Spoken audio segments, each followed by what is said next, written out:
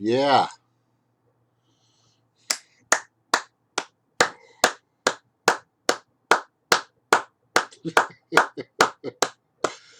That is all I heard. Wow. What a bunch of crap. Fuck, from both parties. Oh my God. That was fucking pathetic. And then it's the propaganda. Just fucking, it was like a fucking commercial. It was like the longest fucking commercial. I'm talking about Trump in his State of the Union. It was just so horrendously terrible. And fucking how slow. I mean, I know I'm a slow reader, but this guy probably reads at a lesser grade level than I do. I think I'm at like eighth or at least ninth grade. I swear he's got to be at like fifth or sixth grade.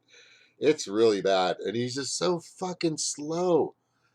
He is so slow.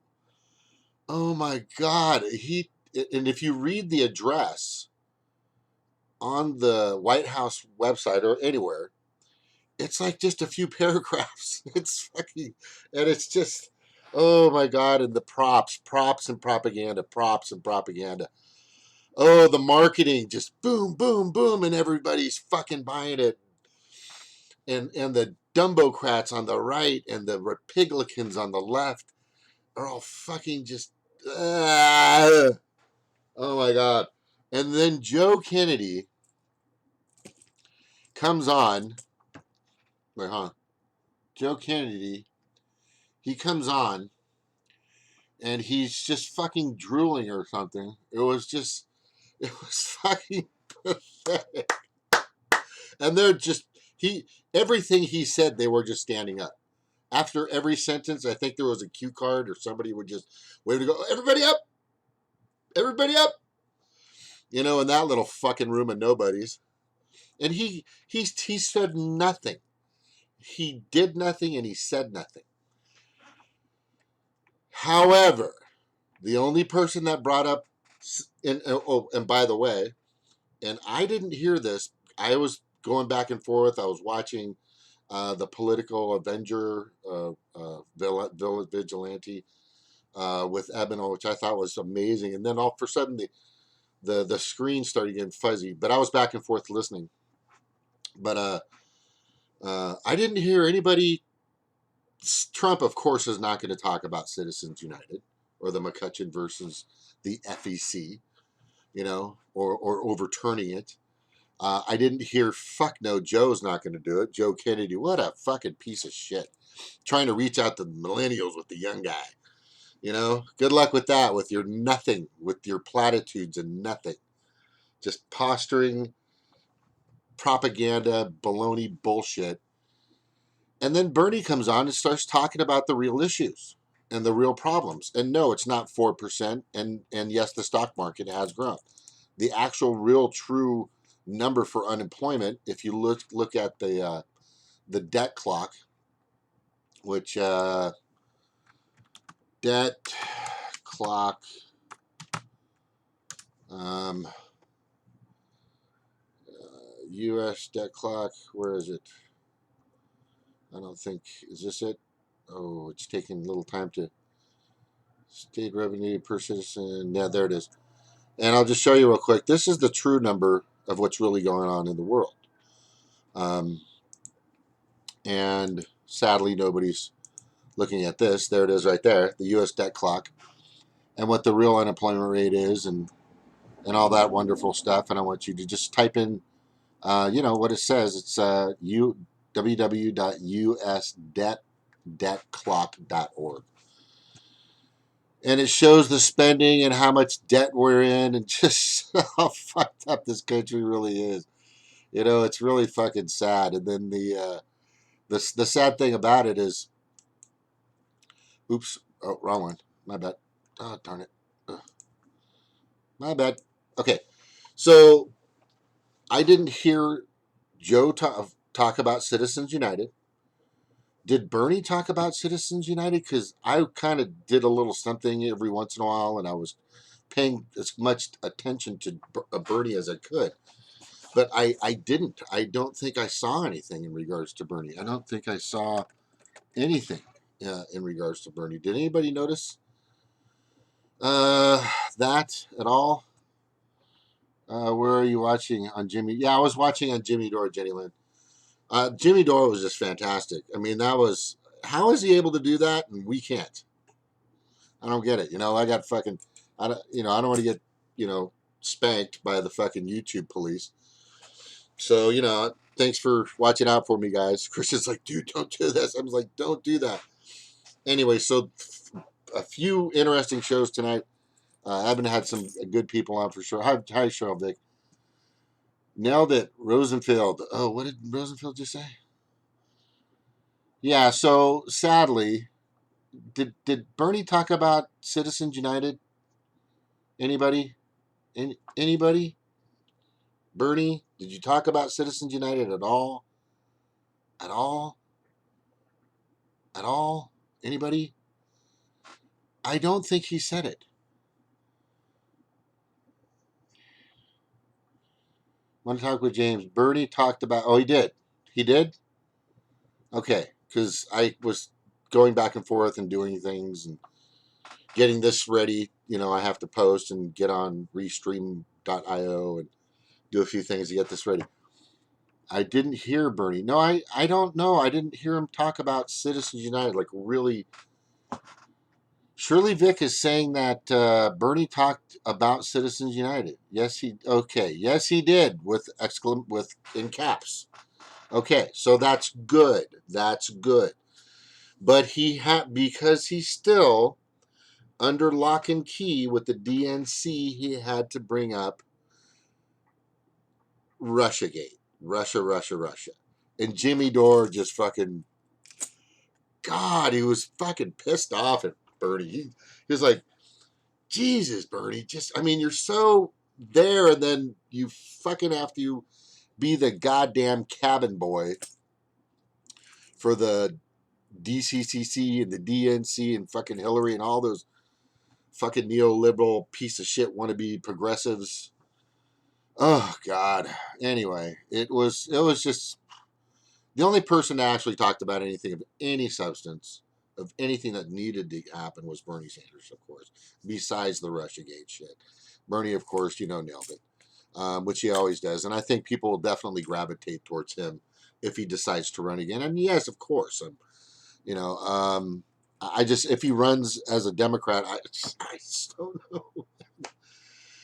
For POTUS, I think so. And the reason why I'm going to say that, is because I would like to see the Green Party take some House seats, like Angelica Duenas, who's running for Congress, and a few others out there that are Green that are running for Congress that need to run. They need to be in those seats, definitely in the House. Try to get in the Senate eventually, but I think that's where it needs to start.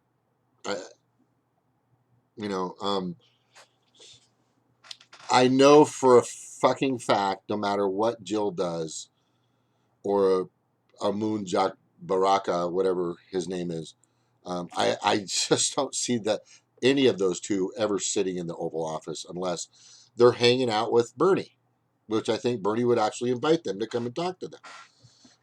I really believe that would be the case. Oh my gosh. Okay, but just, you had to expect baloney and bullshit and crap from fucking Trump.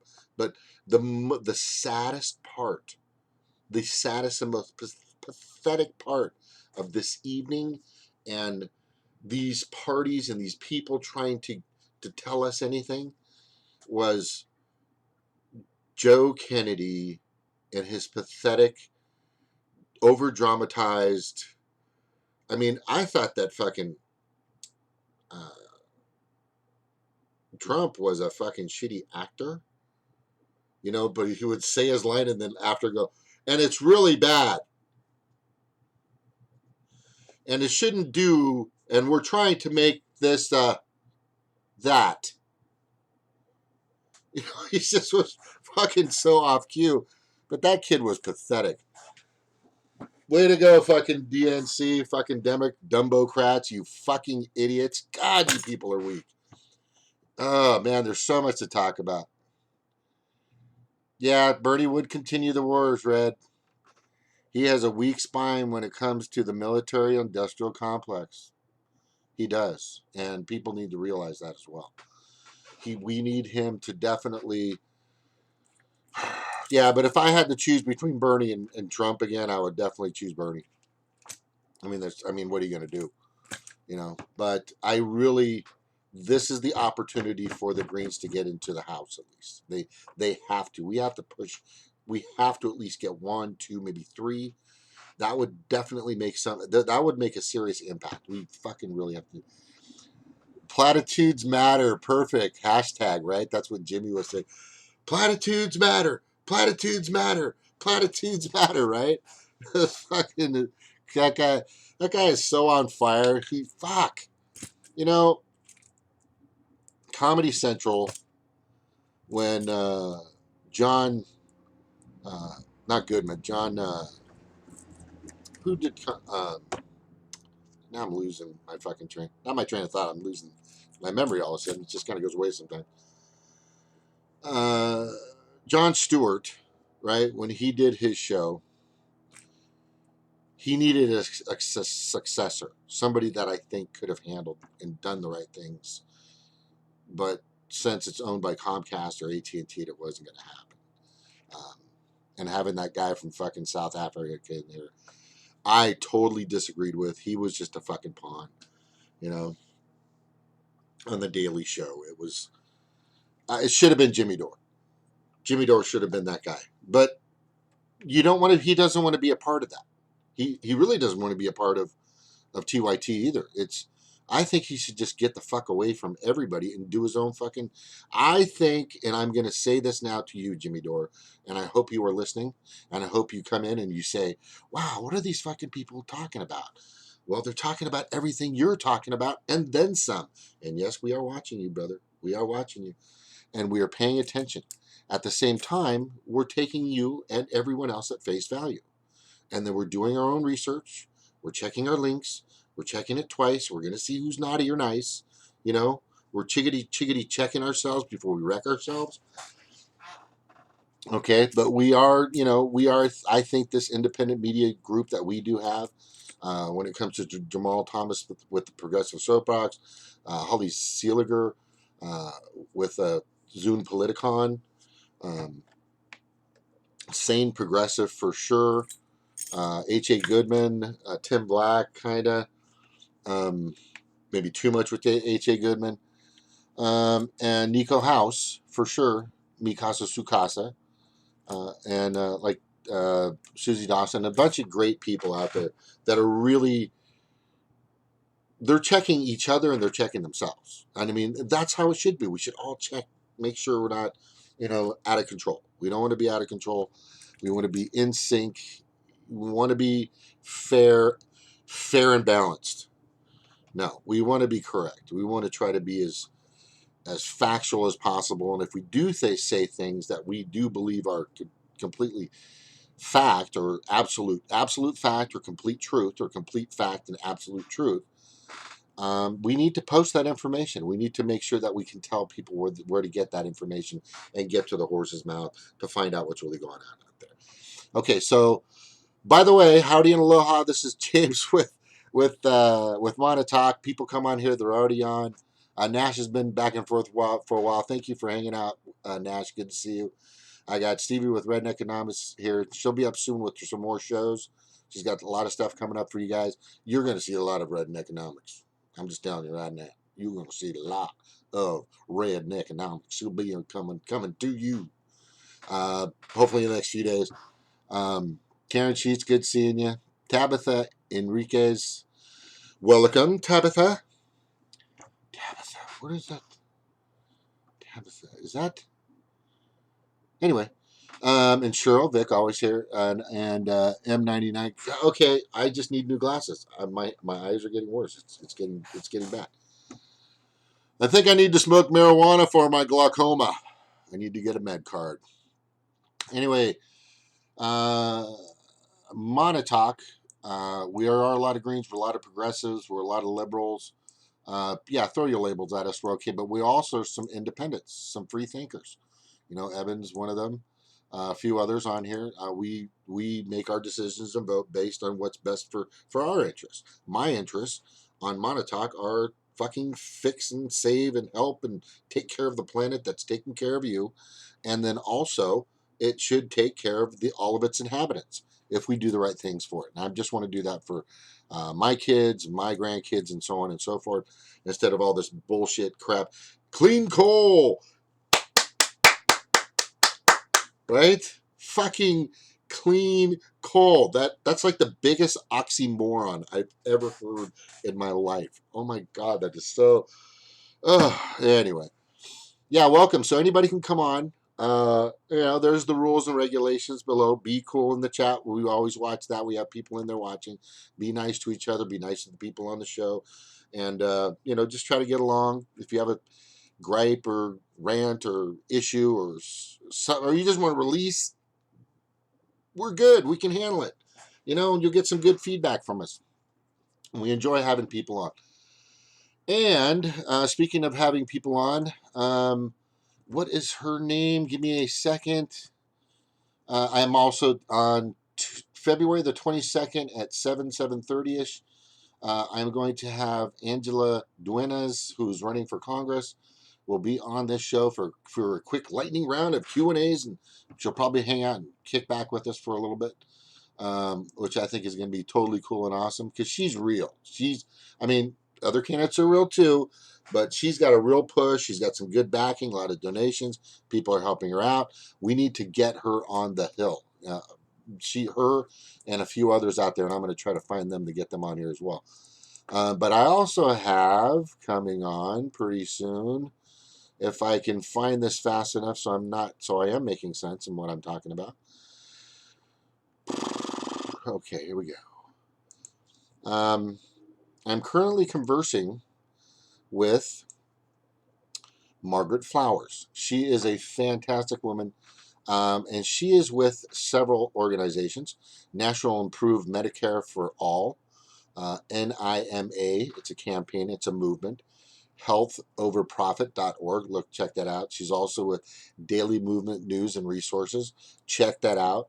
Popularresistance.org, democratize the media, clearing the fog. Fog meaning forces of greed. I love that. It's a radio show, actually. You guys should check it out. I'll have those links in when she's on, hopefully soon. As a matter of fact, you know what I'm going to do? I'm going to go ahead and put them in the show below. But Margaret Flowers, I'm working with her. You can check her out at mflowers, the number 8 on Twitter. Very big. She's worked with Bernie. She's worked with a lot of people out there trying to get single payer health care going. HR 767 or 676. And then Bernie brought his, which was still had copays and other bullshit. But she's really pushing and she's making an effort. I think she'll be on very soon as well. Hopefully in the next few days, maybe next week. Who knows? But we are conversing. I am going to go ahead and put that in my live chat so you guys can get the links for her to get more out of that. And then I'm going to open the show up to people that would like to come on and hang out. And I'm saying anybody that has a YouTube channel, or if you have a Facebook or a link or a Twitter link, let me know. I'm on Twitter. I'm also on. All my links are here. Just message me privately, or you can come on and tell me what they are, and I'll type them in. So they'll always be here if you're on pretty continuously. Like Jenny Lynn's here all the time. Vox is here all the time. M99 Nash has been hanging around for a while. But anyway, so I'm going to put coming soon right here. Margaret Flowers. Right, boop. Oh, the links didn't. Well, anyway. We'll fix it later. But that's pretty much it. Okay, now that's saving. All changes have been saved. Let me go ahead and grab the link, and we'll start letting some people in if they want to talk. And fuck, I know Rebel was taking some notes, but I want to know um, what everybody felt about it. I mean, I think you guys are on the same page as I am in regards to um, uh, my perspective and my opinion, and we could be a little different in regards to Trump or Trump and his fucking hyperbolic propagandist fucking America, fuck yeah, bullshit, and then the stupidity of Joe Kennedy. And I think most of us were definitely on board with Bernie, except for the fucking Russia shit. Dude, you got to Bernie. You've got to get away from that, bro. You've got to get away from that. Anyway, it's in there. Anybody want to come on, join us? Please do. We'll be happy to have you. And let me just throw that on Twitter like I always do. And I just throw the whole fucking link um, up on my Facebook, and people are welcome to come on whenever they want.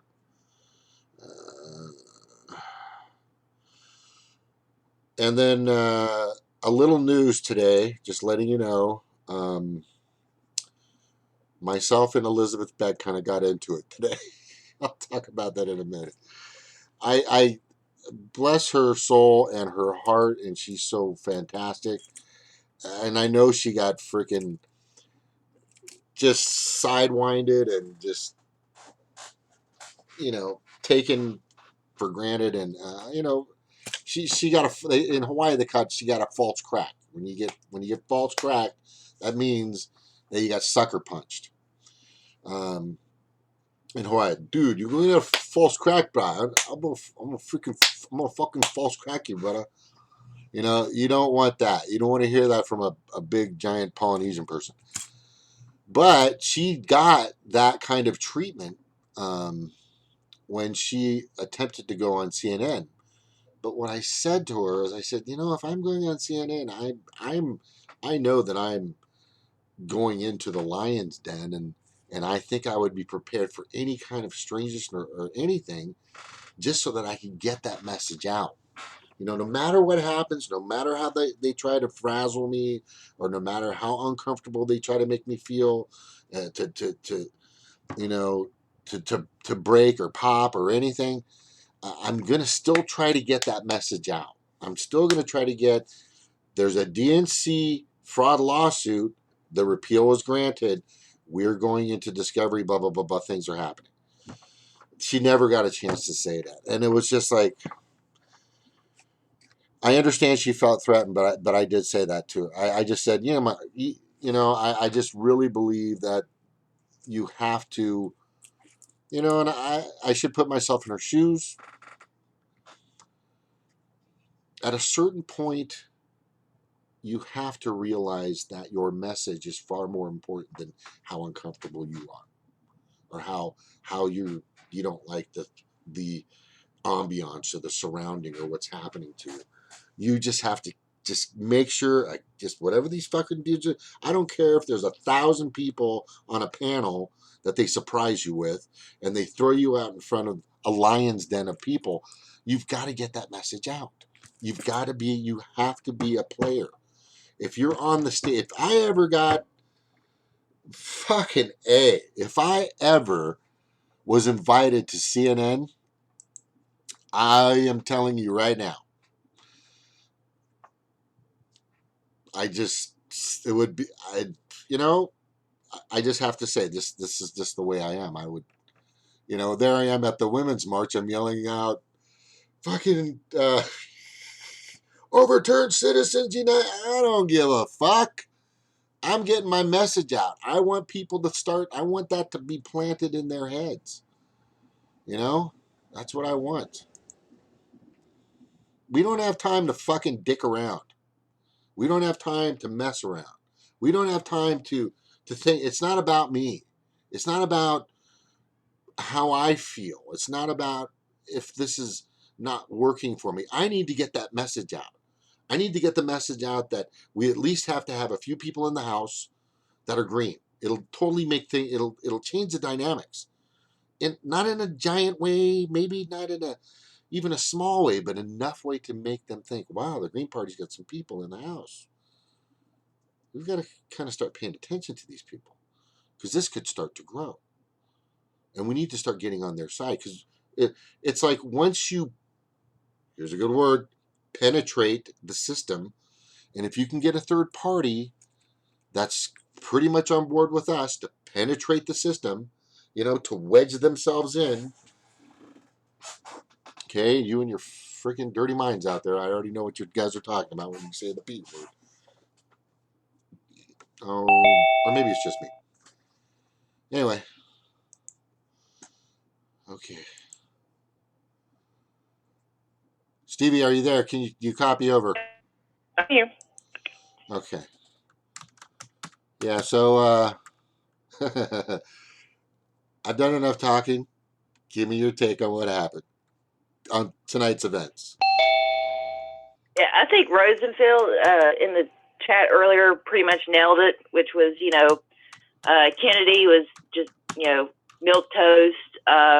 Bernie Sanders was pretty much one point, with his facts and stuff, except for the Russiagate stuff. And Trump was just a nightmare. That was just, pretty much summed it up just in a few sentences there. Trump was just, look at all these props I have. See all these veteran props? Look at all these props. My props even have props. He was propping over props over props. He was. And then Kennedy, I was just like, yeah. I just felt just on autopilot, man. It's just, why do we have to compromise? And he's saying all these things and these words in these places. And they ain't going to do shit about it. They don't give a damn. They're not going to do anything. It's like, look at all these problems I have no intention of fixing. And then you have Bernie that actually has, facts that I really wish he would have called out the military-industrial complex. But, that is his weak point. Yeah. That has always been his weak point. Totally. And then the Russiagate thing. But other than that, he was the best out of the bunch, Yeah, he took the gold medal, in my opinion, and then the silver would... I would say the silver went to Trump. And the reason why I'm going to say the silver went to Trump... Hey, Ryan, how you doing, buddy? And the reason why I would say the silver went to Trump, because let's just say you just landed here and you didn't know anything about this country or anything about the world, and you heard all this stuff from a leader of a big nation, you would just go, wow, that's fucking awesome, man. You would just say that, right?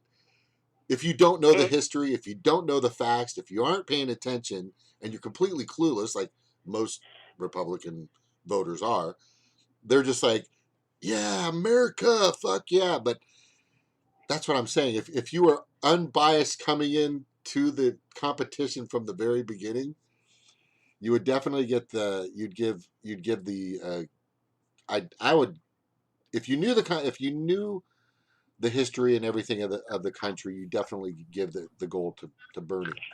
But if you didn't know the country's history, what has been happening in the past few decades, you would definitely give the gold to Trump, because he fucking just played this giant propagandistic hand in the props and just displaying these and laying out these stories, and fucking, it seemed like it was slow motion. Am I right?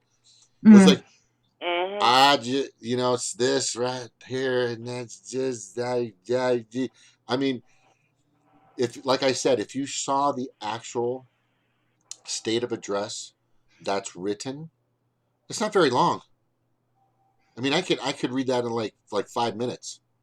You see it? But he took fucking forever, just milked it, and he sucked at it. But anyway, yeah. So Bernie for sure would get the gold. I would give I'd give Trump the silver, only because he fucking, the whole thing was staged very well to make him and prop him up like they always are. I mean, if you've gone back to all these state of the union addresses for all these candidates in the past, these figureheads, it's pretty much been the same. It's just and I've never really noticed it until this year the most. I mean, hearing it from him, I've definitely noticed it. But anyway, yeah, that Joe guy is just fucking. That was disgusting, and he was fucking slobbering or something. And they were saying, I think that's chapstick or whatever. The stuff to keep his mouth from drying out. Is that stuff something that what is that guy, the Hispanic guy that kept drinking water? Oh God, Rubio. Marco Rubio, yeah. Oh. He's like this, and I'm just gonna say that what you guys need, and I'm really this, because if we can, that was fucking pathetic. It was almost like the same performance. You put those back in, it's almost the same thing. I couldn't believe he couldn't feel it. If my lipstick is just even off a little bit, it's like, ugh. Sorry. Hey, congratulations. Hey, good to have. I was going back and forth listening to you, Evan. Good job having the political Avenger on. Political Avenger, yeah. Yeah, she's freaking hardcore. Yeah. And she's got and she understands what she's doing, and it was impressive. And when she talked about capitalism, she was right. If capitalism isn't bad if it's controlled. It's just the sad thing about capitalism in this country is it's not controlled. That's the problem. And yeah, the biggest thing that got me is we reached the same endpoint of what's going on and how we see the corruption and how we see the media, how we see the politics. But the way we get there is so different. Yes, I saw that. Based on experience and religion, and I'm so based on needing to piece the puzzles together and in an analytical way. And I'm not dismissing how, her thing, because I'm just paying attention to the details. And the details is that we reach the same conclusion. It's like she came from a spiritual experience where you come from more of a secular, analytical. Yeah. I saw that. It was like you guys were going like that, and then boom. It was magic. I don't know. You guys boomed. You guys totally boomed, man. I loved awesome. It was. I think her batteries died. I just want to make sure as she wants to come on if I get a response back. Oh, that would be awesome if she came on here. There's a few others that might come on later. But yeah, she's point on. So, whatever religion you are, whatever, even if you're like Hamstetter, whatever his name is, 666. What's interesting, he's almost in the same direction, but I don't think her and he would get along very well because he's a Satan worshipper, right? But what's interesting is they're kind of on the same page. Yeah, they're kind of on this, and I think what's happening, and Techmoo brought this up with a guy that was on the other night, a couple nights ago, Matt Monroe, who I guess was a new guy that came on. He was kind of a centrist Republican or something. I'm not sure what his political status was, but there's a common bond between wanting the planet to survive, having health care, getting a living wage, having, and just the basic necessities that our government should have been providing for us for decades ago. And I think everybody's starting to get to that point. I think there's going to be some cohesiveness across party lines a lot sooner than we think. And I think that's starting to bond. But anybody else got a take on the three amigos tonight? I have a take on Trump. Oh. You guys see them? Go ahead. I didn't need to take notes because parts of his address were just like Hillary Clinton's when she campaigned, when she became Secretary of State. And part of it was like her campaign for presidential 2000.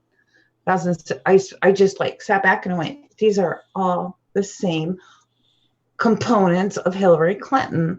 The only exception is that he didn't yell, he was monotone, which at one point I actually dozed off for 1/second because it was so lulling. And then he didn't call a Black person a thug or anything like that. He wasn't crude against the Democrats, like she can be. So he had one point of, it was the delivery, but the components were the same as hers. I mean, it was just like listening to Hillary Clinton. Brian, sorry. Oh, So, yeah. Brian, I mean, it was like a big military industrial complex circle jerk, which, Hillary loves. Get in on those. yeah, that's just icky. I couldn't believe I fell asleep, though. It's like, oh, damn, I'm supposed to be awake here. Yeah, it was so weird. I was expecting a show, right? And we got. He was just like Obama or any other president, just acting presidential, and the nationalism, the USA, the touting a military veteran and thanking him for their service, bringing out like someone who's affected by a regime like North Korea. Felt like we're gearing up for war for North Korea.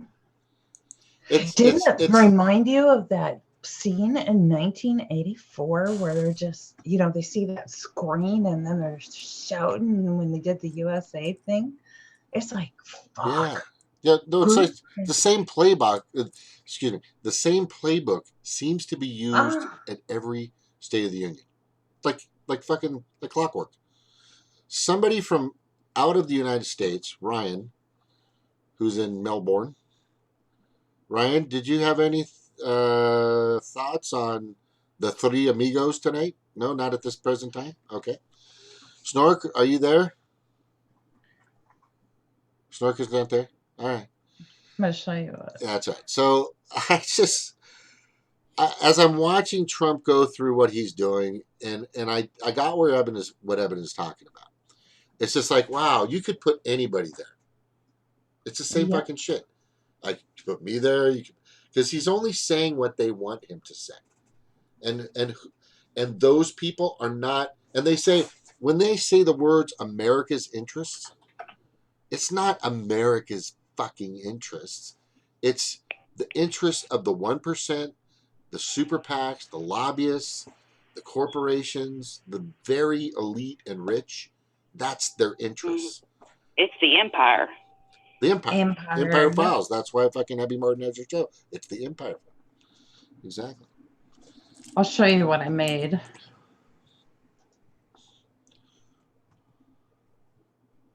Like, I know I was bashing marriage last night, but I would make an exception for Abby Martin.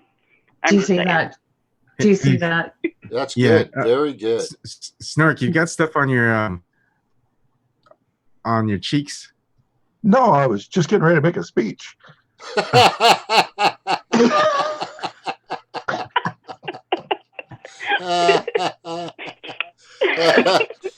You want to get in? Why don't you give us some platitudes?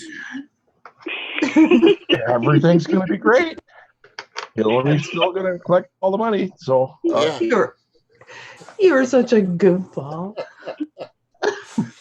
Stevie, I don't know if you could see that, but that was fucking epic. He looked exactly like Joe Kennedy, the fucking goofball loser.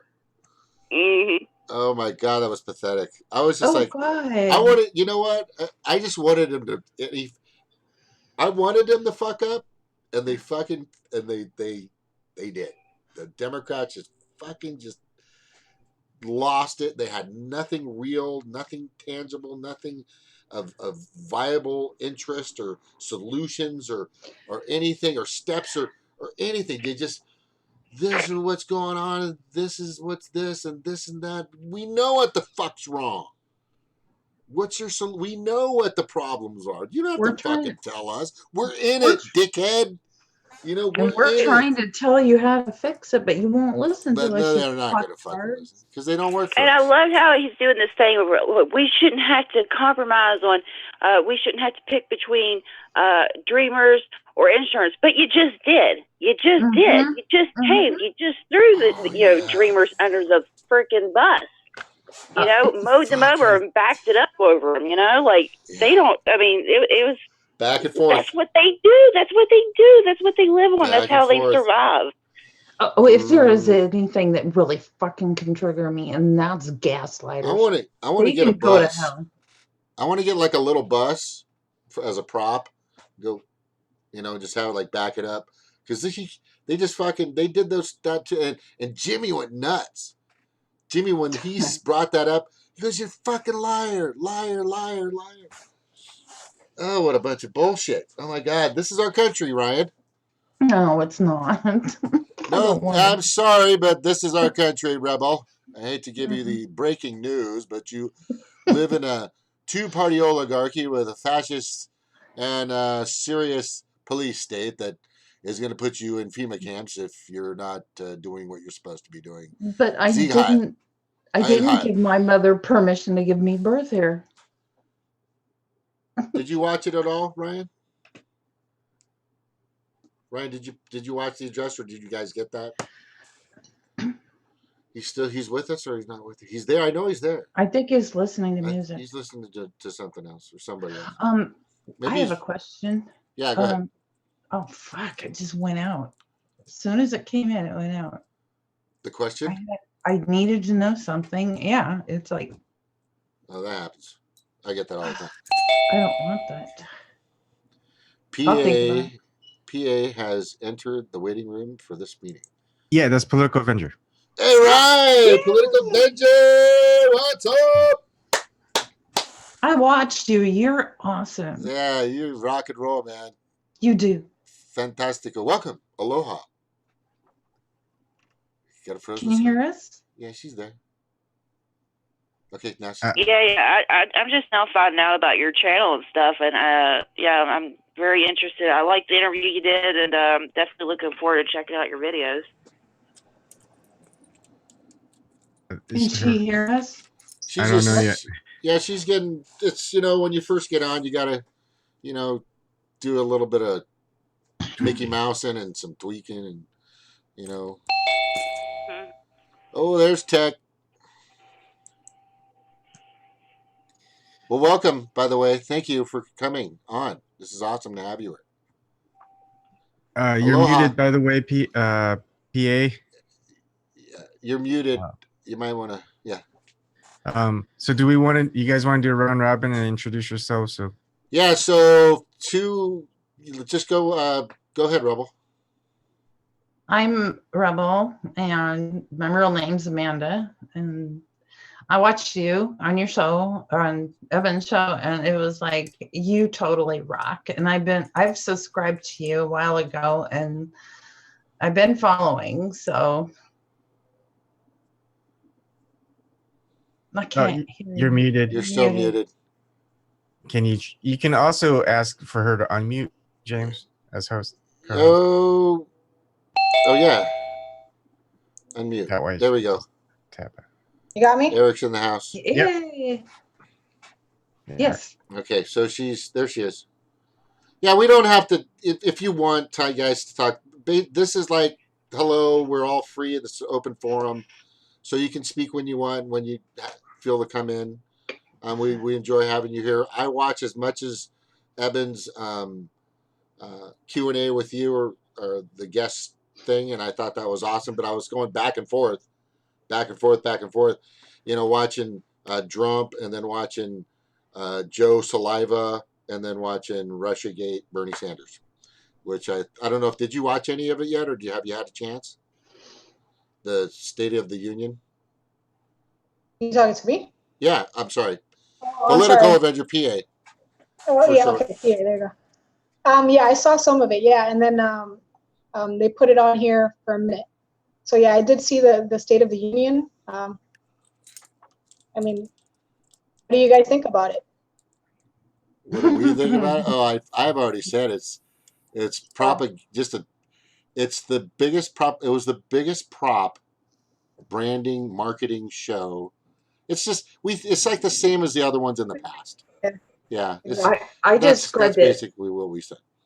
I described it as part of his components to the address was like Hillary's when she was running for Secretary of State, and then part of it was like Hillary's when she was running for president in 2016. It was like, but it was a monotone. That was the only difference. There wasn't no naggy yelling and calling vicious names or anything like that.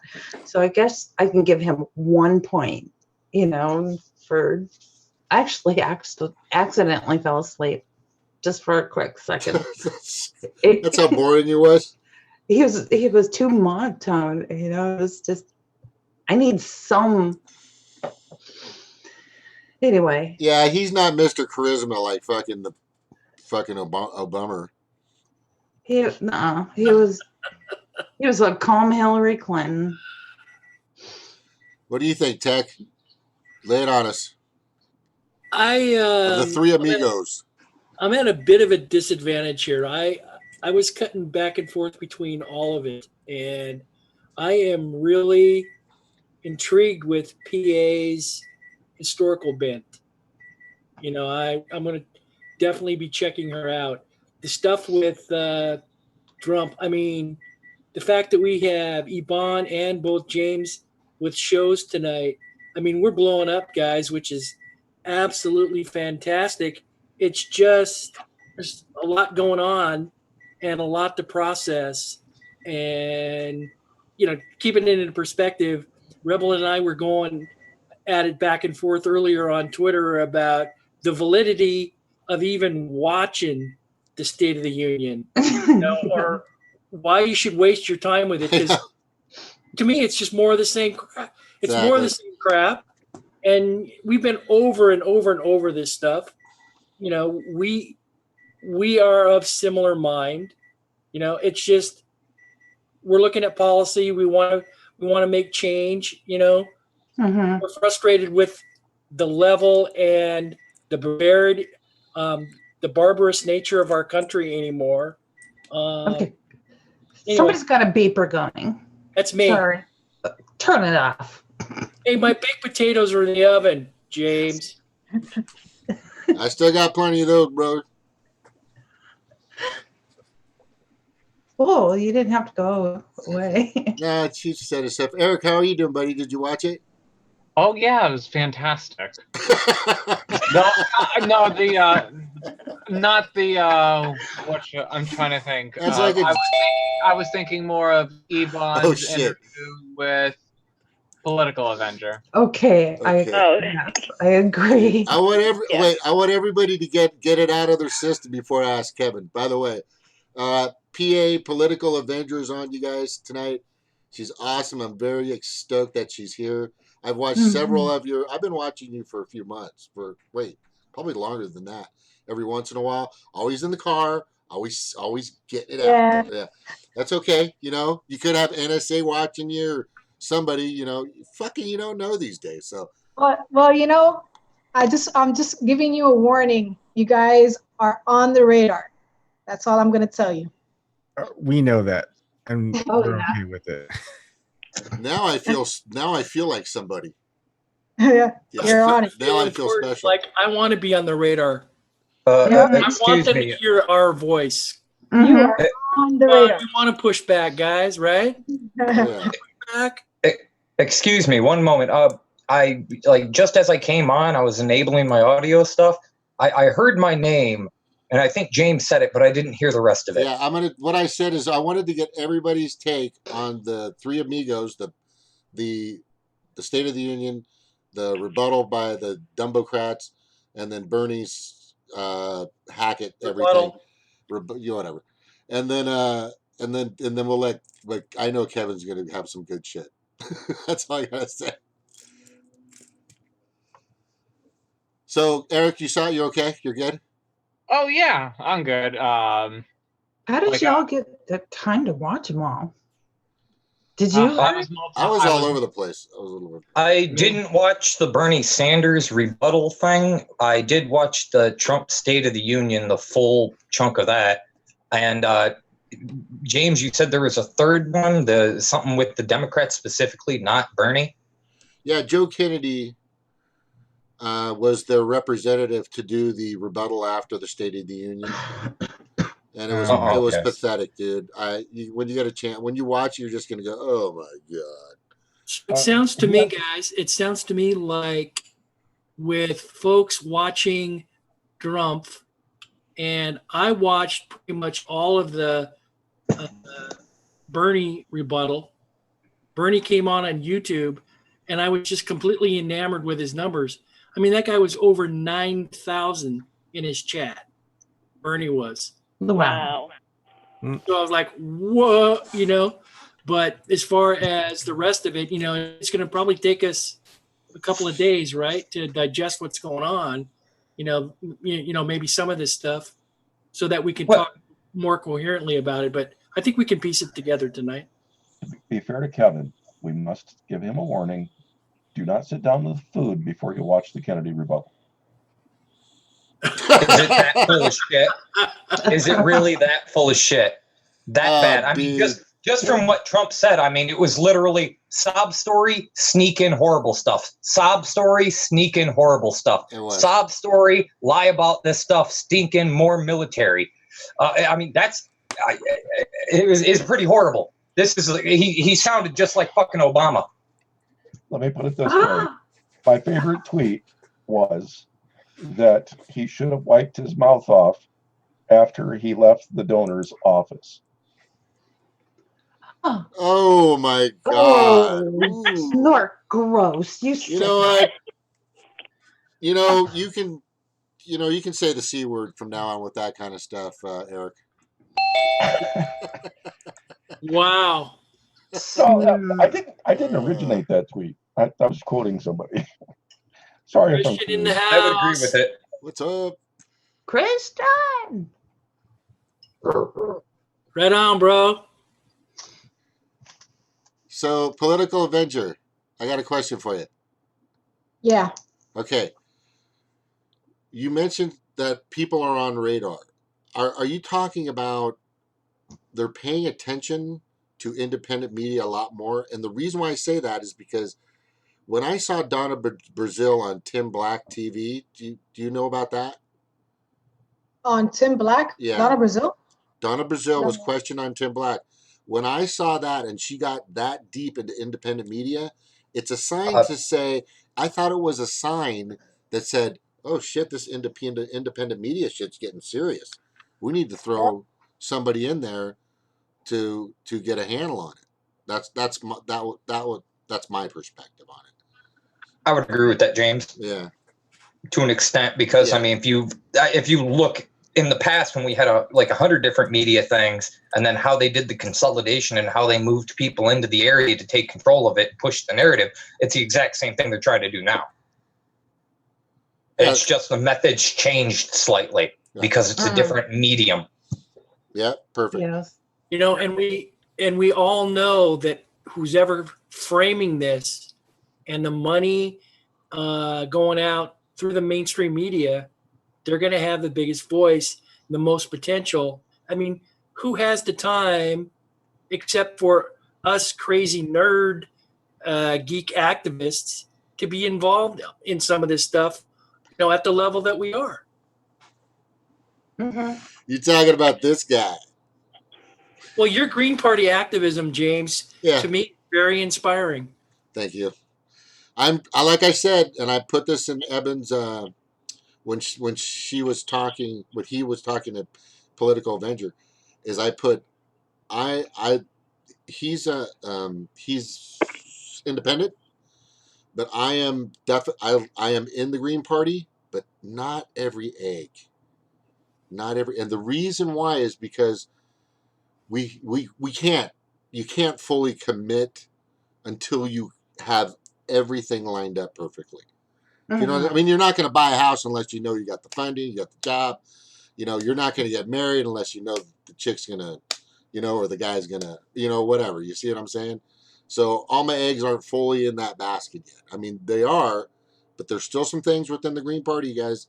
I got to tell you that I'm hearing from here and here and here and here and here and here, you know, that like KMI. that are alarming. So that's it's work in progress, and I'm hopefully I can help in some way, shape, or form.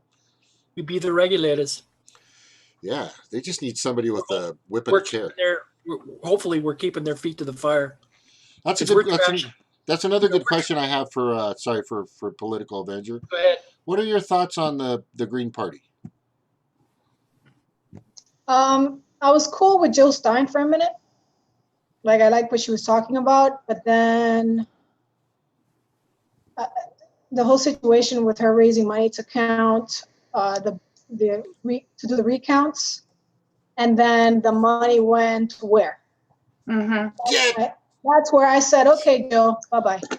Actually, that's recorded. You can actually track the funding exactly where that money went. It ended up going back to the states. No, the bigger question on that was how fast it was received. Well, what do you expect? It's straight off the fucking Clinton campaign. That's the state she lost in massively, that she never visited and guaranteed to win. And her own fucking campaigns that went to Wisconsin and went to Michigan and went around, they were telling her, they fucking hate your goddamn guts. And then all of a sudden they turn around and say to Hillary, we're all good. They're going to vote for you no matter what. I mean, but go through. I forget the act, but it's one of the groups she hired out from under her to basically scope out these places for voting territory. Kevin? For the life of me, I can't remember. If you can come up, give me a second. Give me a second. I can think of. Thanks. Give me a second. I'll remember where I got that from. Appreciate it. Oh, it was actually the Kaiser report. He's the one that brought that one up to me. The woman on there. That's she was the one that brought that piece of information up, and she presented the documentation, and you could find it from there. So where's the Kaiser report? Is that YouTube? No, that's on RT. RT. Max Kaiser. Yeah, it doesn't have its own channel. It's kind of like mixed in with RT. Okay, what was that? It's probably 4 to 12 weeks ago, somewhere around there. Political Avenger was going to say, I'm sorry, go ahead. No, it's Max Kaiser. Max Kaiser, you can just Google it, or you can YouTube it, and you should, I guess you could put whatever it is, the exact thing, and it should pop up the show. Well, I was just trying to reference that specific, the camp, or I don't know what the hell you'd call them, the political hitmen they sent into states to scope shit out, and that's what their report was. I think they refer to those guys as like advanced teams. I don't know what you'd call them. They're advanced teams. Yeah. But I mean, it's understandable where the money for the recount came from, because where did Hillary Clinton and Democrats think they'd win no matter what? The one place they've been fucking over constantly for the past at least 30 years. Rust Belt. So besides that, can I just, Political Avenger, in regards to party, do you think, my opinion is that at least try to get a few house seats to change the dynamics of I call it the two-party oligarchy. What do you think about that? It depends on if you can trust the third person or the third party that's coming in. I mean, the Green Party, who do you have there? You had Jill Stein. I forgot the other gentleman that was working with her. Jamu Baraka. Jamu Baraka. Okay. That's the African-American male? Yes, sir. Yes, ma'am. Sorry. Yeah, no problem. Yeah, I think it was him. Right. It depends on who's backing them and if you can trust that they're not going to be turned. I would agree with that, but I just kind of, to give a point to Ajamu, the fucker slept out on the concrete with the homeless people. Okay. So he was at least willing to fucking know what it's like. I don't know. The Green Party's small enough right now. If we got a large enough group and flooded the damn thing, we could take complete control over it. But again, then wouldn't we be just doing more of the same, Kevin? How so? Pushing our agenda as opposed to having a common agenda. Well, we're pushing it. Okay, everybody wants healthcare, right? Everybody wants a place to live, right? Everybody wants our country's infrastructure to be taken care of, right? We all want to, at least tamp down or eliminate, most of these wars and get rid of a lot of military spending, right? We want to apply more towards public purpose and employment, raise wages for people, and not have, let's just put it this way. 30, 40 years ago, we only had a very, very, very small number of like billionaire corporations and millionaire people, and now we have a colossal number. Wouldn't you like to tamp that back down? I think those are all common interests we can all get behind. Yeah, Kevin, I'm good with all that, man. I'm thinking at this point, Kevin 2020. Evan, sorry, go, Evan. I mean, we know what we want. It's just how are we going to get there? The mountain just got bigger and bigger. We can't get money out of politics because the people who got elected voted for it. The beauty of this mountain is it's seismically unstable. It's definitely seismically challenged. Exactly. Okay, go ahead, Evan. Let Evan finish, please. You guys, please let Evan finish, please. The 2016, especially for the DNC, it was openly rigged. People saw it with their own eyes. It's what Jared Beck and Elizabeth Beck, what they're doing. It's a given. One of the judges says, "Yeah, okay, we're taking it in as a valid case." The DNC representatives said, we could go into the back smoke cigar filled room and do whatever we want, and it's so brazenly open now, and we don't get how they came up with that as a defense and passed it off in court. I'm just saying 2018, 2020, 2022, 2024, 2026, 2028, it's going to be the same thing over and over again. And are we going to, even people who've been activists for decades, I haven't really been an activist. I've just been. But you're facilitating all unplugged. this, Yvonne, and well, that's because, dude, it's amazing. I decided to take action. I was in inaction mode, but and that's why we're all here, is because we're all adding our piece of it to try and make this together, a better situation for all of us. Yeah, but I'm just saying that everyone who's tried in the past to do the same thing we're doing, get people out to vote, etc., it's failed. We have to do something that they haven't seen and aren't prepared for and aren't going to expect. Well, don't you see this as a growing, functioning entity, our group, and what's going on? I think we're going to grow and change, and we're going to add more folks, and we're going to push more things. It's like James getting active there in California with the Greens. If I can do the same thing here in Oregon, if it's not the Greens, if it's something else, if Christian's pushing it, in New Jersey, and we've got people all over the country and then international. Hell, Ryan is here now. Yeah. He's going to bring Kato's on the show. We're going to get Fly is in and out of here, man. We're going to have Susie Dawson in here. Enough. This is going to be, worldwide. We're just the tip of the wave here. We're just getting started, guys. Do you have faith? I'm feeling that Evan might. Do you have a little faith in what we're trying to do? That's why you have all this. That's why we're here.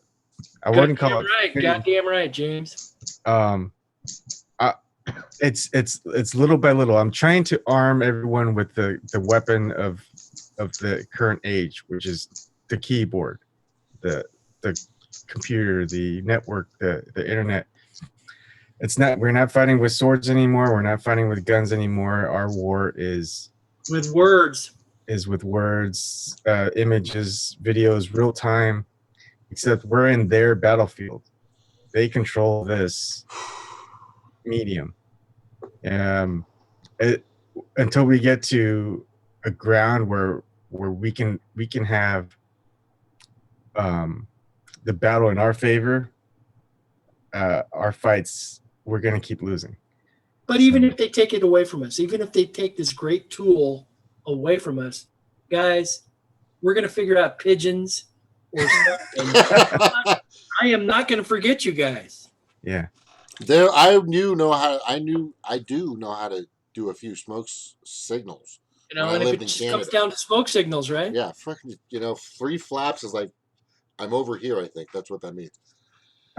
I mean, yeah, I think we're going to have to go into a technology maybe backwards. It kind of reminds me of the new Battlestar Galactica series, if you guys saw that. Yeah. The reason that their ship survived was they didn't get upgraded to the latest ship. And with all the latest ships had the most current technologies, the Cylons came and shut them down and destroyed them really fast because they were able to submit viruses through their network. But they're still on those kind of like landlines communications within their ship. So that's how they were able to survive. So anyways, we need to use it's a great example, Iban, because I feel the same way, because we've talked about it when we talk about technology and whatnot.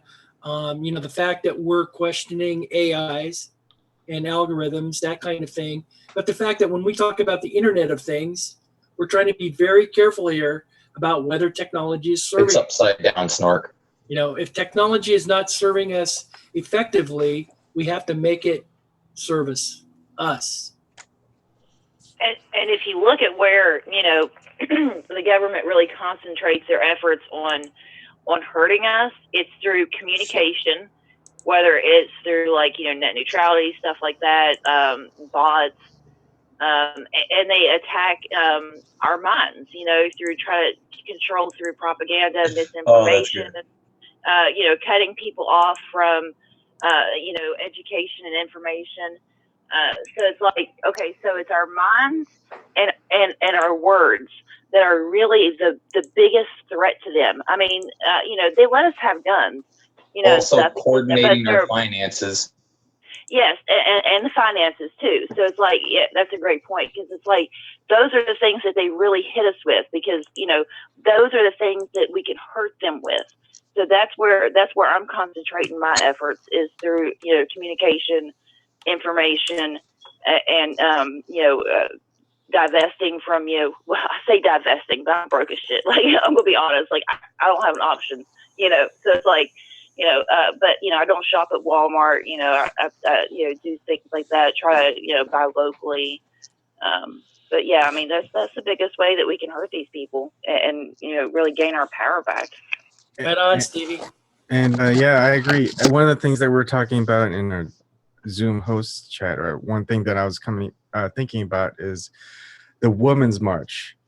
Now, if you watch a guy, and I think I showed it yesterday, but he goes out there and he's kind of conservative, right?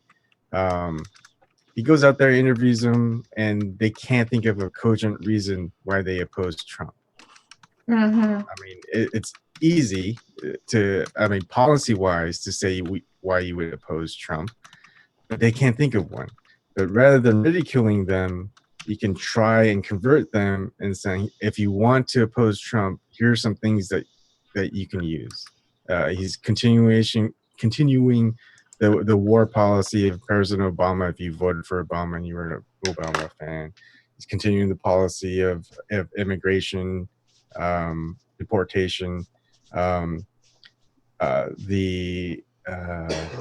wall, the reauthorization of the defense authorizations, or no, the surveillance. I forgot that.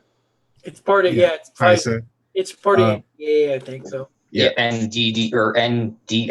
What's the acronym for that? Anybody? NDAA. Yeah, something like that. NDAA. That sounds about right. Yeah. I don't know. There's so many alphabet soups to remember. Yeah, the National Defense Authorization Act was actually passed through law by Obama last year. But it was prior presented even before Obama, though. Yeah, but it was never voted for. Yeah, but then Obama passed it on December 24th. Yeah. Mm-hmm. So Christian, I'm curious. Christian, Do you have any questions for PA?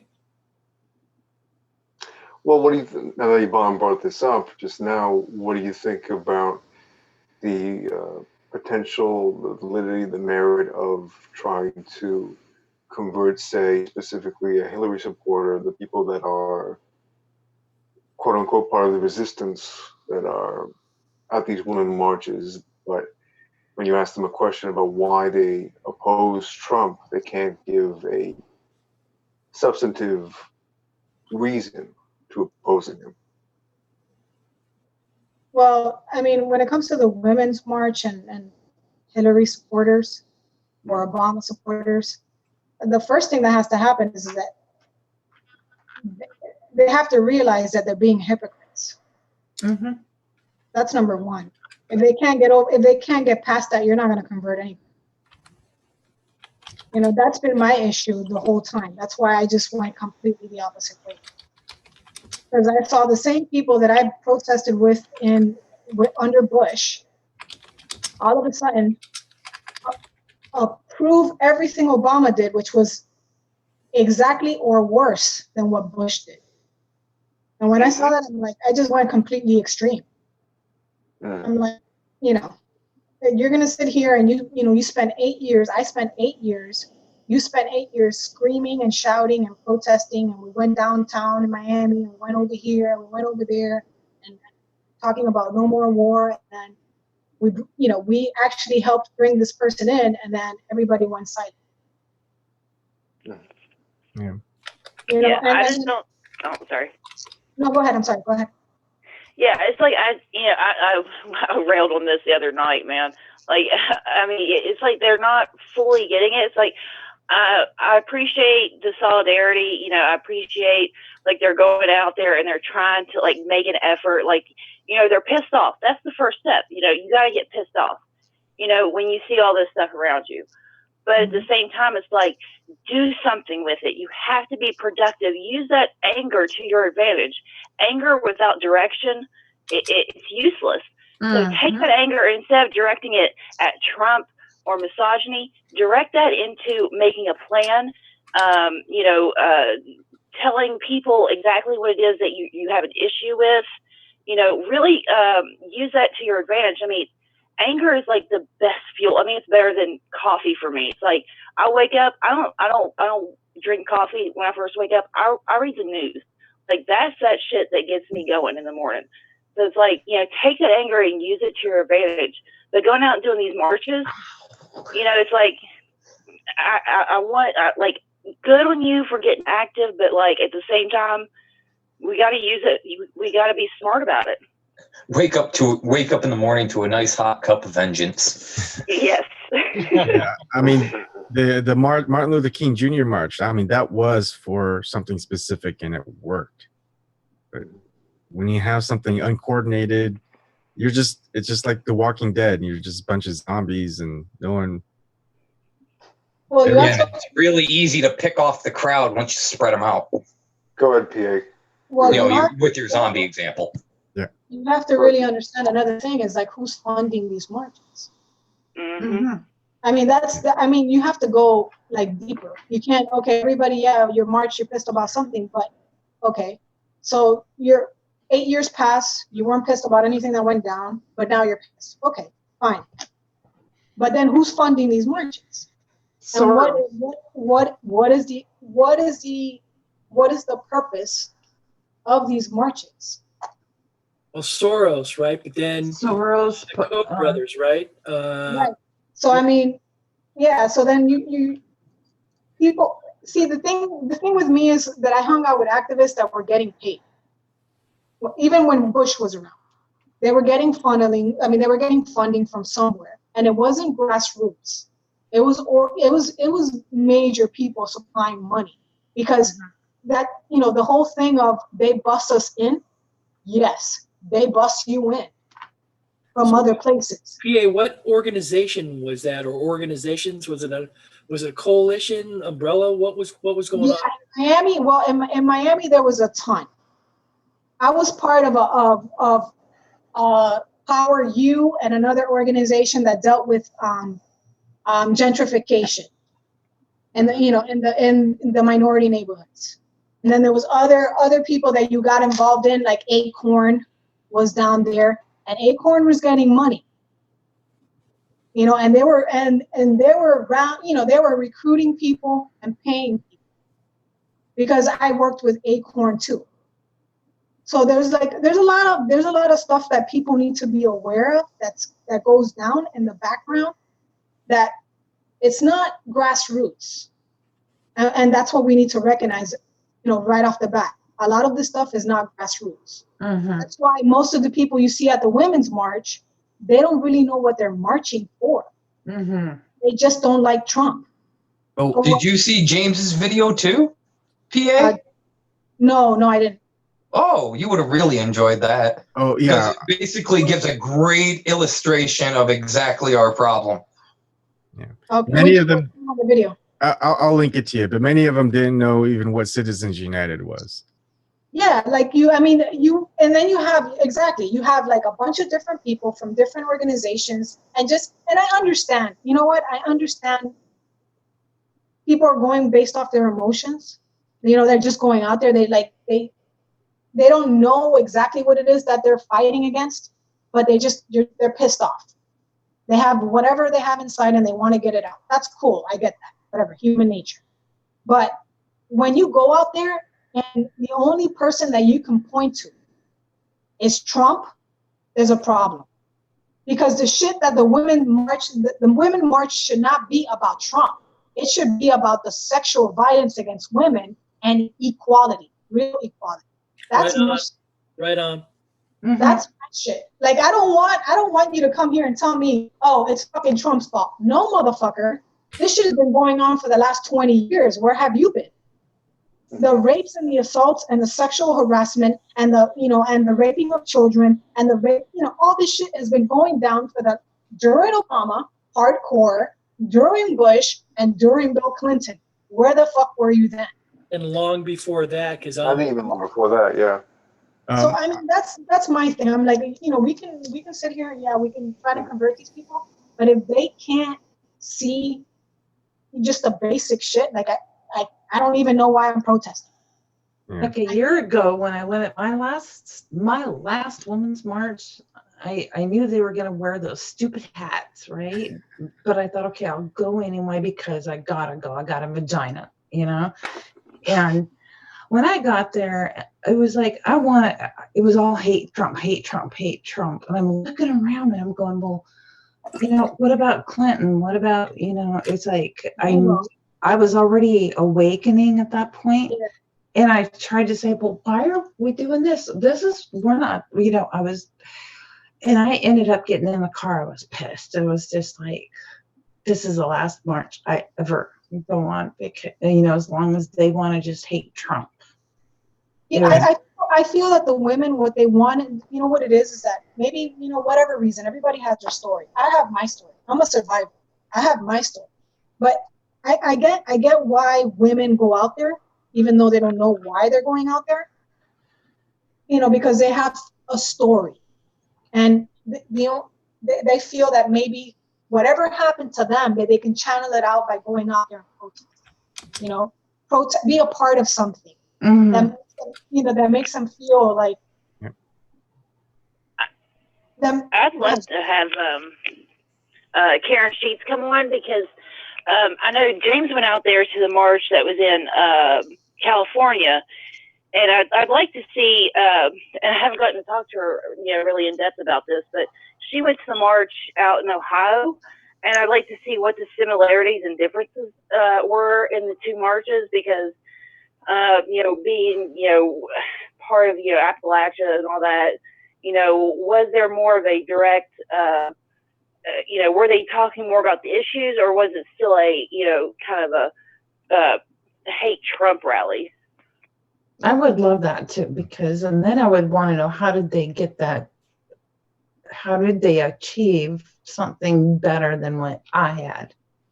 Yeah. Well, one of the things that I wanted to ask you, PA, was how much do you love Linda Sarsour? Oh. How many videos have I done mentioning her name? Man, a hero or a non-hero then? I'm sorry, say that again? I'm saying because I have this impression of Linda Sarsour, you know, but I don't think she's maybe even answered one of my tweets. Or, Oh, that kind of thing. So I don't know I'm looking at it going, there's a lot to like about Linda Sarsour, except, you know, is it only identity politics? Is that her only bag? Oh, well, you know, there's something called taqiyya in Islam. So I believe Linda Sarsour is a perfect person that practices taqiyya. So can you give me an idea what taqiyya is? I'm not familiar with it. I'm sorry, no, it's that when you deceive the non-believers, your purpose is to, you know, move within the crowd, deceiving the crowd that's not, you know, of your group. So you're saying then that she's and this might have been an in thing, maybe you guys know a lot more about her. I haven't been privy to a lot of Linda Sarsour conversation. You're saying maybe that she's an agent provocateur? Yes, sir. All the way, 100%. Wow. 100%. Dominic, good evening. Dom! Hey, Dom. Glad to see you, Long Dom. time no Hello, see. Dominic. I was just saying to somebody, I wish he would come on. I miss you. Hanging out there in the chat, watching. I miss him too. Miss you. I said, wow. This is Dom, PA Dom. So someone I really like, she doesn't like Linda Sarsour. She's a Muslim. I forget her name. I was gonna see what your thoughts about her is. PA, but do you know who I'm talking about? UCLA? Yes, Hershey Ali. I like her. I don't know. She's an ex-Muslim. She's a survivor also. She's a survivor for having her, you know, the practice of her genitals cut off. Linda Sarsour has threatened her several times. Yeah. Excuse me, the Linda Sarsour thing or whatever. Is it the one? Okay, I might be wrong here, but is it the one person that is basically on the pro-life thing? She's Muslim. She always dresses up. She tries to sell it off as a good thing. Or is that who you're talking about? Or am I thinking of the wrong person? She's an activist from New York City, Kevin. I know. Her family's connected to the Muslim Brotherhood.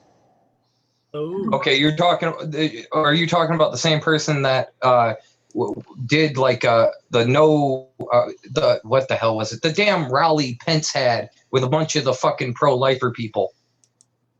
That Muslim woman there, is that who I'm thinking of?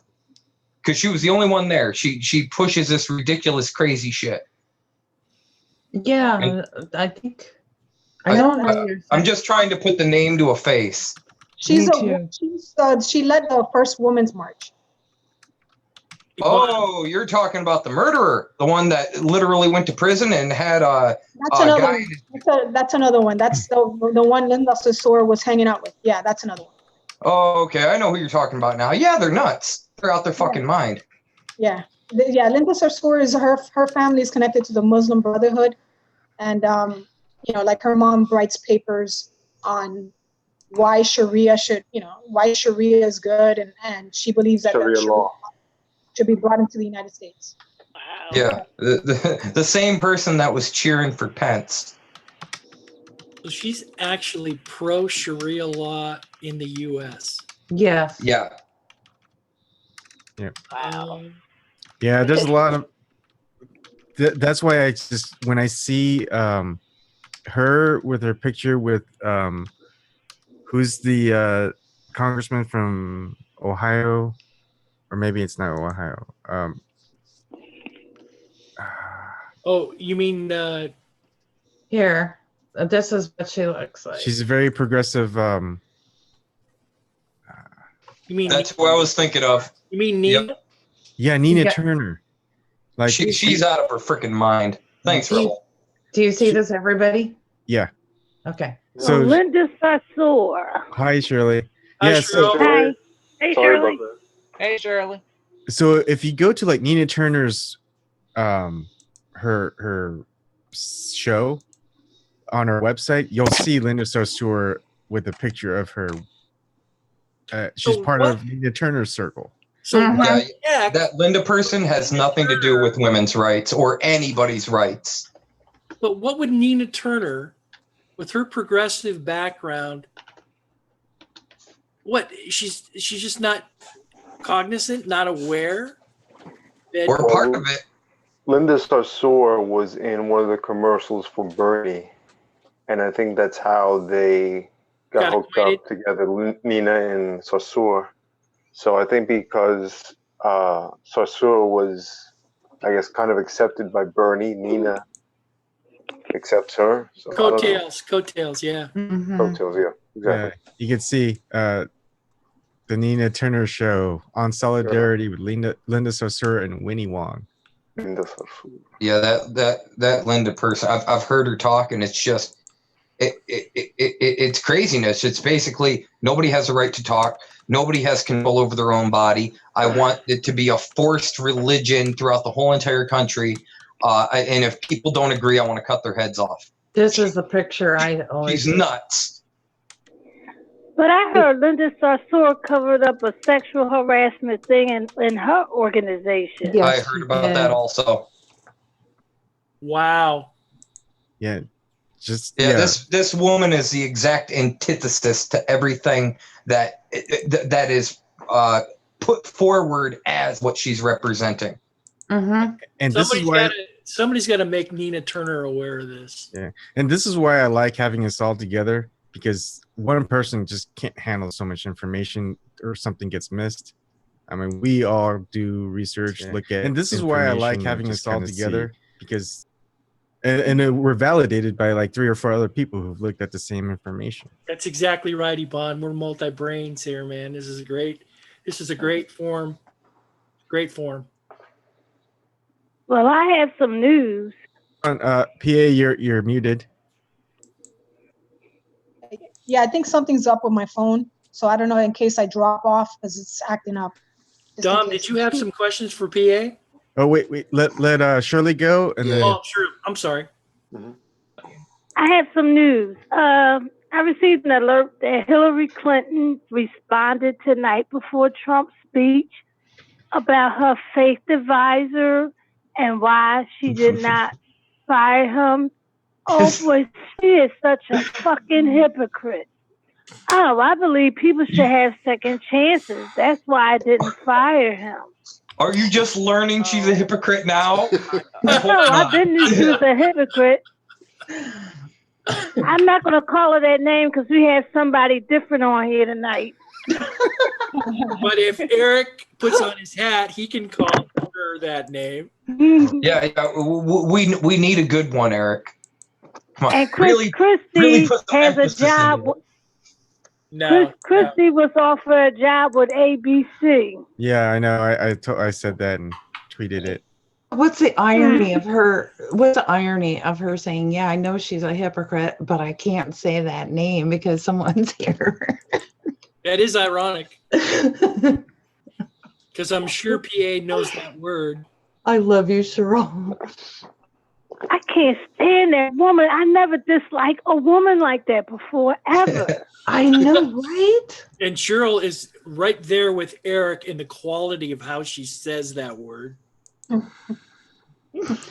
It's like second chances for the wealthy, you know? It's like second chances for the people that have the money. But, I mean, if you're poor, I mean, you're going to go to jail. I mean, we don't give second chances for those people. Yeah, we need slaves for our prison population.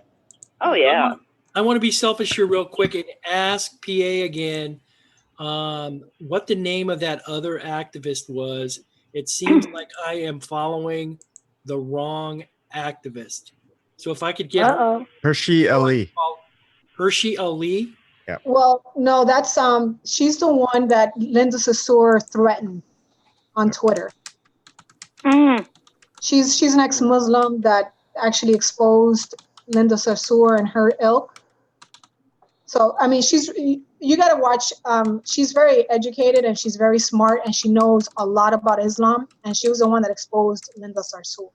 The one that you're talking about is the Palestinian terrorist that she was recently deported. That's the one that you're talking about. The one that was hugging Linda Sarsour at the Women's March. Mm-hmm.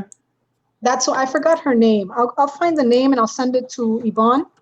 But yeah, she's the terrorist. She was Palestinian terrorist. She killed, I don't know, a bunch of people. I think that's the one that you're talking about. So what would be the connection there? Well, actually, that's the connection, right? The Palestinians. For some reason, sometimes I have a disconnect with the Palestinians being Muslims, but they are. Yeah. I mean, well, you have Palestinian Christians and you have other tribes, but right, the majority are right now are Muslim because of Hamas. Yeah, exactly. So you have Hamas running now Palestine, which is they're Muslim. So the majority of people have to convert to Islam. That sure complicates our activism as far as Israel is concerned, Dom. Mm-hmm. I mean, like I said, there's like so many. Yeah. I don't think I don't think Palestine. Hamas is like a figurehead there, but the Zionists control Palestine. What? My question is, what would happen if they weren't imposing a state religion? Well, if they weren't advocating Sharia law in the United States. No, I mean the Palestine situation. If they weren't imposing a state religion, I mean that's basically what they're doing. I mean they can call it whatever they want, but that's what they're doing. Who's doing? The Palestinians? You said the Hamas thing, the Muslim part of it, and it's primarily pushed by the Hamas guy. He's the one that pushes that religious belief onto them, basically. And he's trying to conform most of them to it. There's Palestinian Christians. Well, I'm not saying there isn't. I'm not saying there isn't. I'm just saying, like, this person, that's what he's trying to push. Right. I'm just saying, if that influence was removed, how would that whole religious thing pan out on its own?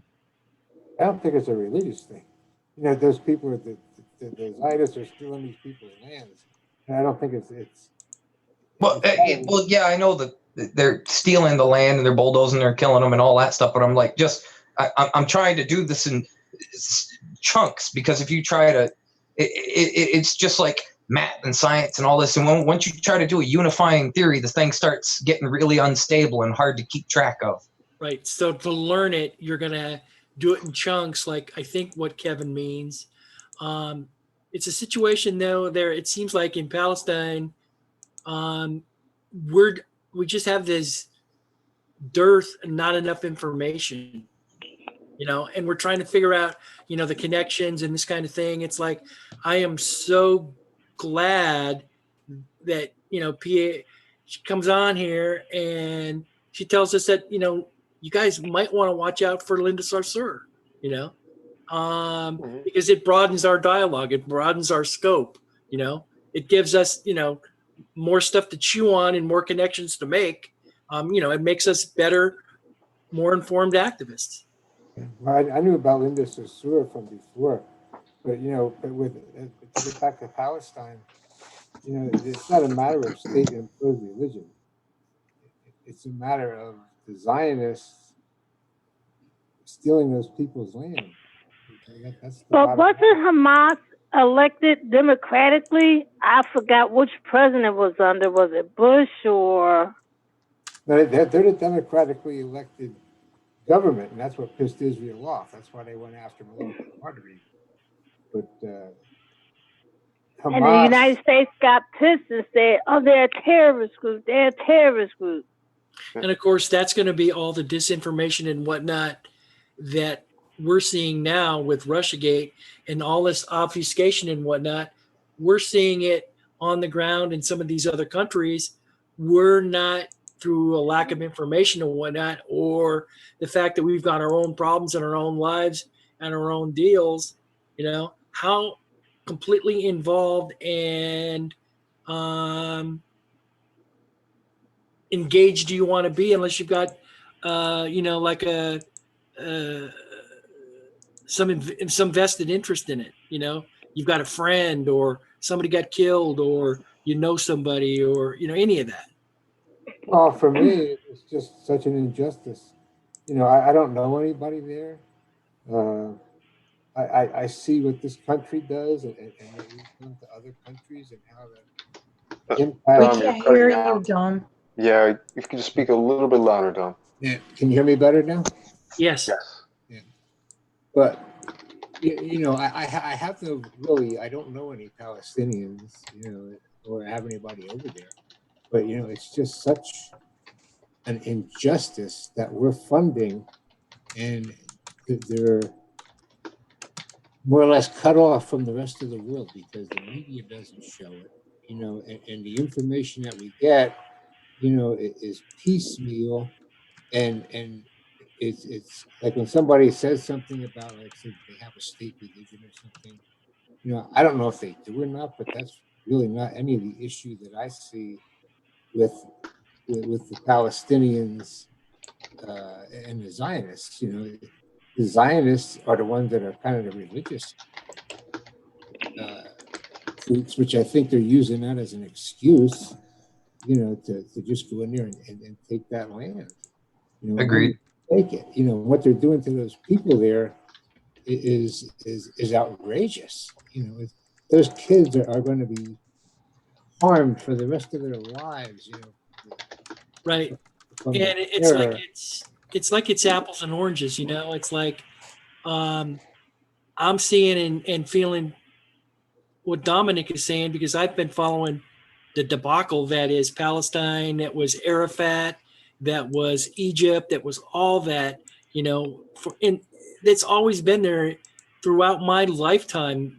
That's been the debacle in the Middle East. So I see it as a repression kind of thing. Israel is this apartheid country. They've basically taken the place of South Africa. They are the apartheid country, and they're repressing Palestine, and they're doing it with all this money and arms and efficiency and whatnot that we give them, the United States gives them, to do our bidding in the Middle East and whatnot, which makes it even worse. I guess that's the iron in the fire. If we needed a reason to be involved or knowing about what's going on over there, that would be the one. But as far as I'm concerned, when you talk about it in terms of, well, if the religion would do this, I'm agreeing with Dominic when he says, nah, Israel is this big, huge bully, and they're kicking the shit out of Palestine, and I'm tired of it. Well, yeah, not only that, we also have Saudi Arabia who are fighting to on the Yemenis. That's another thing. And Egypt. With the drone strikes, with Trump increasing his drone strikes against the Yemenis. Yeah. My whole kind of point on the religion thing I was trying to get at was, okay, you have your Zionist crazy nutbags that use their religion as a guise or a cover, all right? And then on the Palestinian side, because they're getting confronted with this kind of craziness, they resort to their own form of craziness. It's like one thing, it's just one domino knocks over, this domino knocks over, and everything starts turning into a clusterfuck real fast. Originally when this started, Israel was, it still is. I mean, it's pushing its borders forward. We can verify that. It's got a military presence, and it has killed several people. We can verify that. So they are the aggressors in this. That can be clearly discerned. But from the religious side, it's like this radical thing is making this more radical. Exactly, Kevin. That's their emotional fuel. Uh-huh. Mm-hmm. Yeah, they're fighting over Holy Land. This is what they're fighting over. I hope I explained that a little better. Well, if they just went to the original agreement that Israel backed out on, 3 fucking times, of just split Israel in half, call it good, and get the fuck along and shut the fuck up. If they go back to their original borders, it would be and it wasn't original borders. It was an agreement about the split, basically the split. I know there's like lots of different revisions of a treaty for it. Then there is different borders for it. I mean, this thing has constantly been in flux for as long as I've known about it. Right. All right, go ahead, Dom. You were just about to finish your point there. If you remember. He was taking about the theft of land and all that. And yeah, I was just referring to like. No. If Israel would go back to the 1946 borders, and if they would let the Palestinians live in peace, Israel had no intention of keeping those borders, and they started right off the bat. Just yeah, they always come to, why don't you make an agreement with us? Can you let Dom finish, please? Sorry. Thank you, babe. Go ahead, Dom. But they, they've been terrorizing those people for years, and if you look into it, I mean, you really have to look back into it. Can't hear you. I'm just speak a little louder, man. I don't know what's wrong with your mic. You seem to be cutting out a bit. Hold on a second. Let me check something.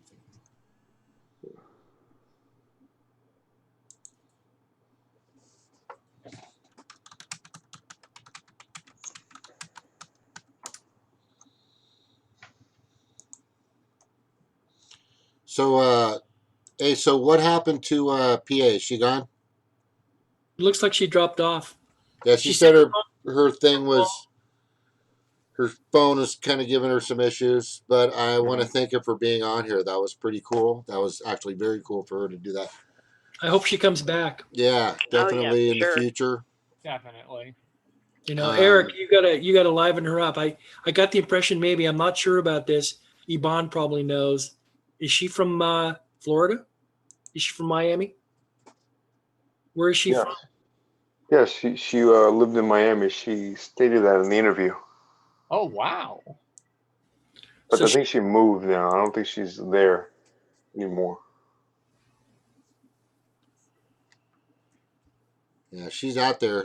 She's on the radar. There's a lot of us on the radar now, I guess, right? Well, James is. Nah, I'm just some guy that I just let you guys go. And Eric is. We know Eric is. Yeah, I just sit and just talk. I just sit and just, Hey, Ben. give my context. Hey, Ben. Ryan, isn't there an NSA? Isn't there an NSA? I think the United States has an NSA facility in Australia, so we know Ryan's on the radar. Yeah, I think we're all on the radar. Just to let you guys know, there's not enough people employed by these departments, to watch everybody.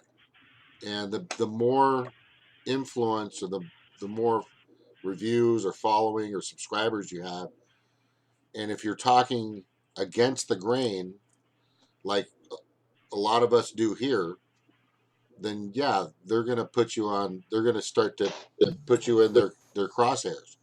So come on, James. I want to make sure I get on the no-fly list, man. Can you get me on? No. I think the way I think about it, I think it's more like. Can I see your driver's license, sir? Yeah, you're not going to Vegas. Just saying.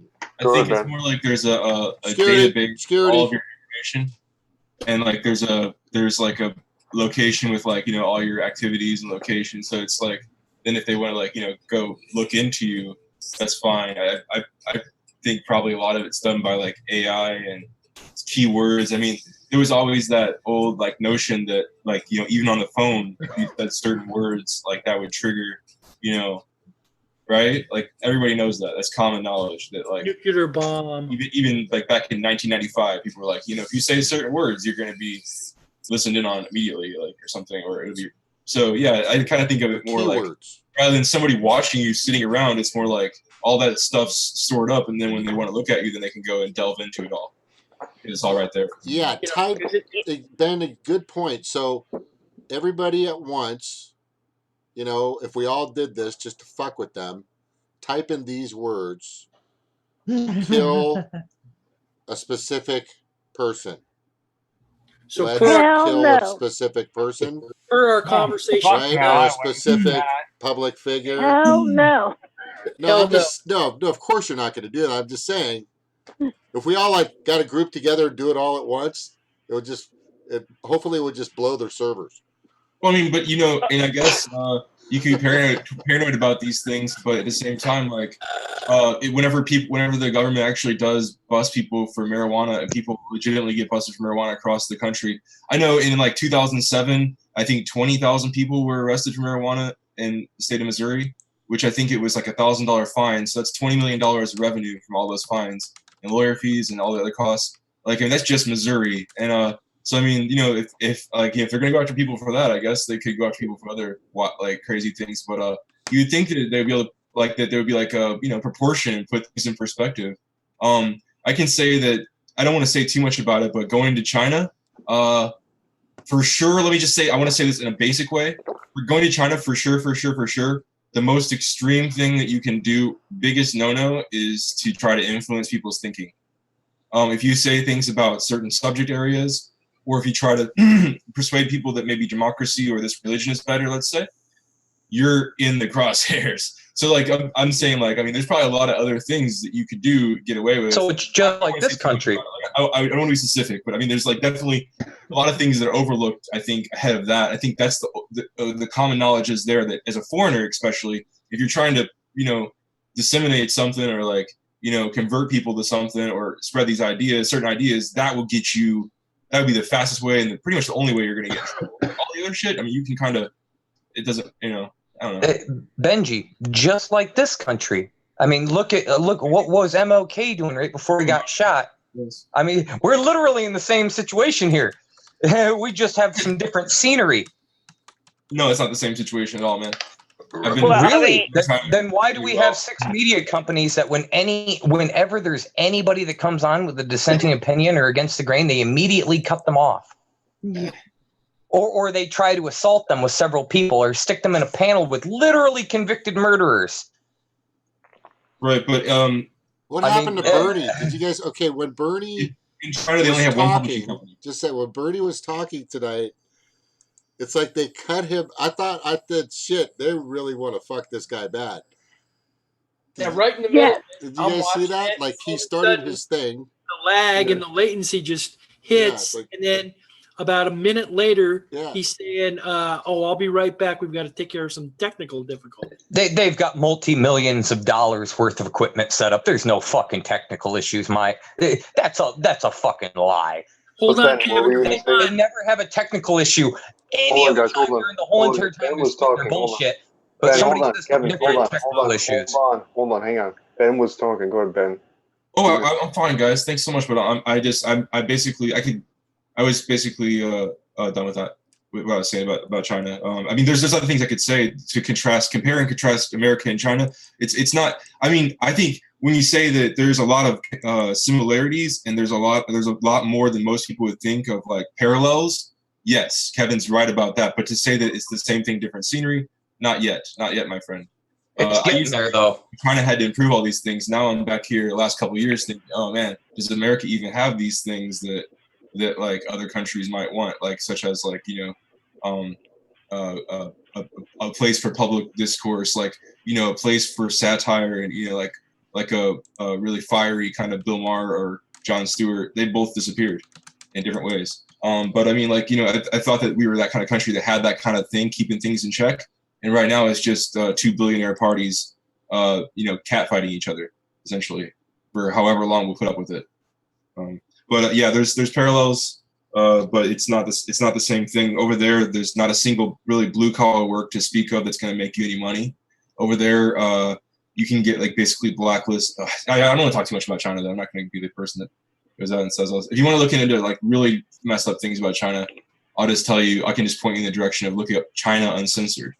You look up that YouTube channel; they've been all over everything and then some you could ever want to know about China. But China on what? China Uncensored. It's a YouTube channel. Okay. I'll check it out. Yep. Thank you. And just kind of speaking on that, talking about how, who's on the radar and stuff like that, who they're targeting. I mean, you got to also look at, the unification of the group or the potential for it.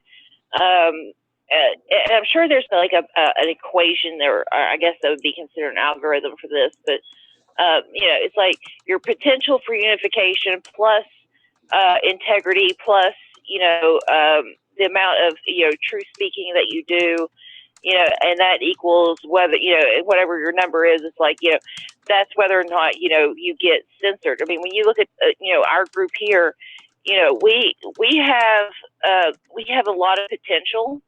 We've got a good backing. We have, our stuff is rooted in truth. It's rooted in, a dialogue, a back and forth, it's open, it's not, we're not cut off, from, people or, we don't like, just, oh, well, you're a Republican or you're a Democrat. You're not allowed to speak here, those kinds of things. And then when you look, I mean, several of us, me, Independent Outsiders, Snork, we've gone on, Graham Elwood's show. So then, you also look at, who do we know? Who are we networking with? Stuff like that. And I guarantee you, they are already on us. I mean, it might just be an AI at this point, some kind of algorithm. I mean, I know Independent Outsider said that he was unsubscribed from my channel, and after I did the Graham interview, my subscription boosted, and then they dropped off by like a bunch. And every time I get a boost at them, they drop off like that. And it's just, what they're saying is like, people get booted. Once they see that you're gaining traction, it's like, oh, well, we got to start, booting people from your channel, So it's like, I don't usually, play the numbers game, but I have to when you know what they're doing. It's like you have to pay attention to that. Like I didn't monetize any of my videos before, but after I saw where certain people were they were saying like, oh well, this video got demonetized and that one. So I monetized my videos to see which ones would actually get demonetized. Mm-hmm. And it's very interesting when you start to piece all that information together. Yeah, they're analyzing us based on threat level, basically. Yeah, threat level. I'm going to say, that Real Progressives guy, Steve, his videos get very, very, very, very few views, or it seems. And but one thing that he's doing, and oddly enough, one thing that he's doing differently, I think, holds a lot of potential.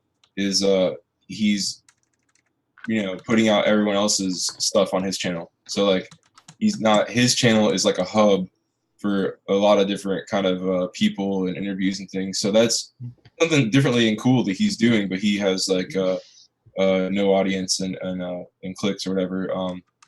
But I mean, Zach Holler was on there. I think that's basically the way I found Zach Holler. If you can get past some other things, like he's pretty good about, or he's pretty acute about, I don't know, anyway, about just different things. Like very precise and right on about describing a lot of things. And so then you went to Zach Holler's channel, and he's like, hey, if you want to submit a 5-minute thing, then you can be on my channel. So I think those guys kind of got it right, that like, in terms of solving that problem with people's videos and stuff disappearing, if you were all submitting to James's channel and then Rednecks Economics and everybody's stuff was on there, then that would be like a way to guarantee or make it, I don't know, work against that problem a little bit. We could share our own hits and popularity amongst ourselves. Mm-hmm.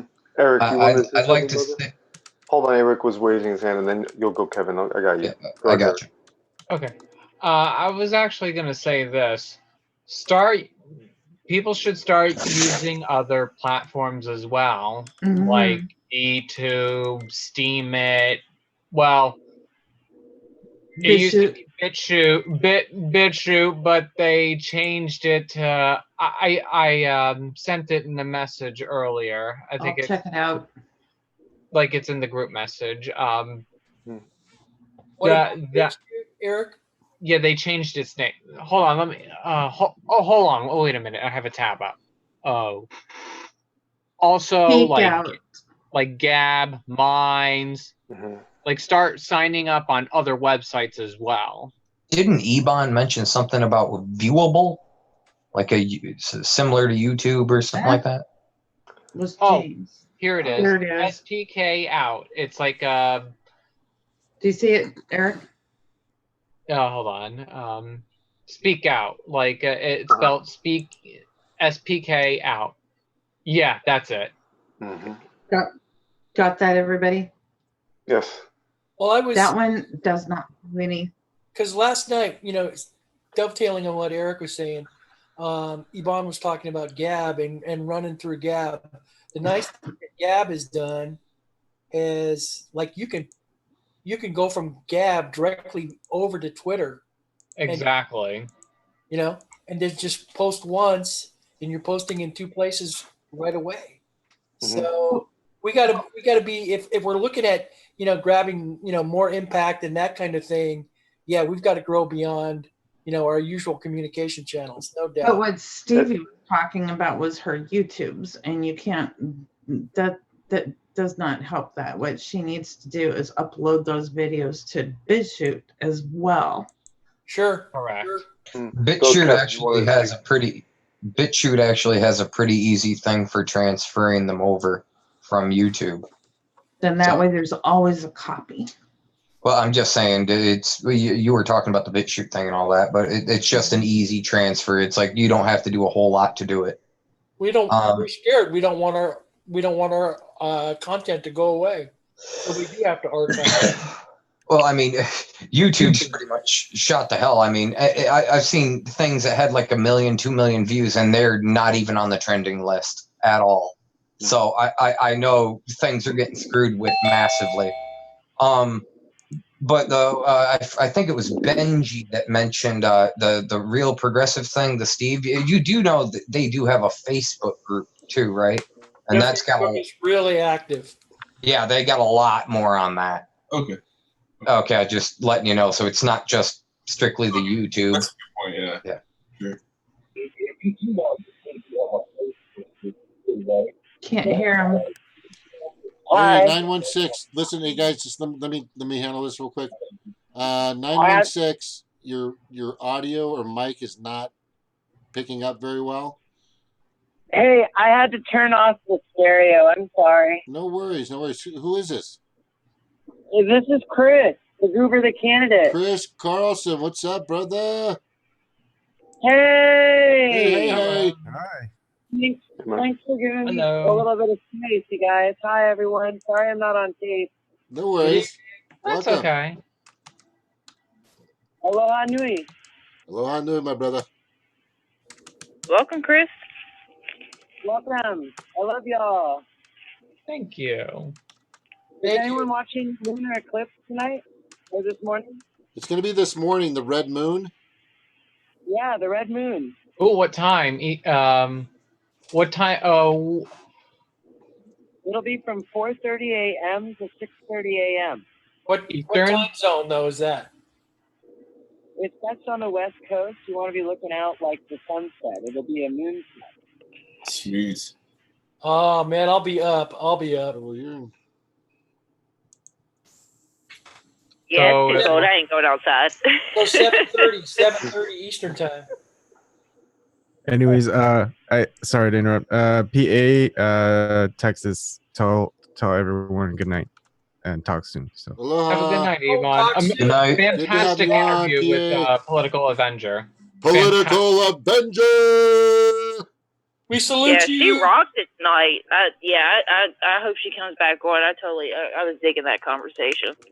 It was fantastic. I'm gonna go rewatch it again. I'm gonna go rewatch it again. So Yvonne, whatever you did to make that connection, right on, bro.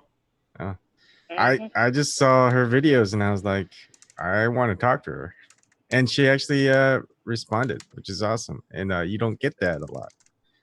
Someone who actually wants to have a conversation. So that's all I'm looking for. People who are kind of out of the sphere that we see. I mean, you really have to kind of go looking a little bit sometimes, because like what I do with Jack. Yeah, you can't find these people like the YouTube algorithm or Twitter algorithm. You don't really. I'm sure there's got to be like 10 times as many people than we know out there. We just have 10 times as many people as us that would help us look for it. So like we're 10 scouts looking for these things and trying to share it with each other, and we could be 100. Yep, and 1,000. And it's like, even when you think about what Stevie's doing with Graham Elwood, basically Stevie is our connection to Jimmy Dore. Yep. It just it keeps adding up. It's so funny how much they're making fun of this media. They've been making fun of it since 2000. I mean, with the whole reality TV, the whole reality TV deal was basically making fun of like this ahead of time. But I don't know if it's gonna last that long because I'm pretty sure, like, I mean, there's already been so many people emerge from it, and things. So I think it'll be no laughing matter, and like I don't get it. What's define it? The idea of like just people starting from organically doing their own thing. Okay. Collaborative information gathering. It's all fake news. It's all illegitimate. It's all secondary.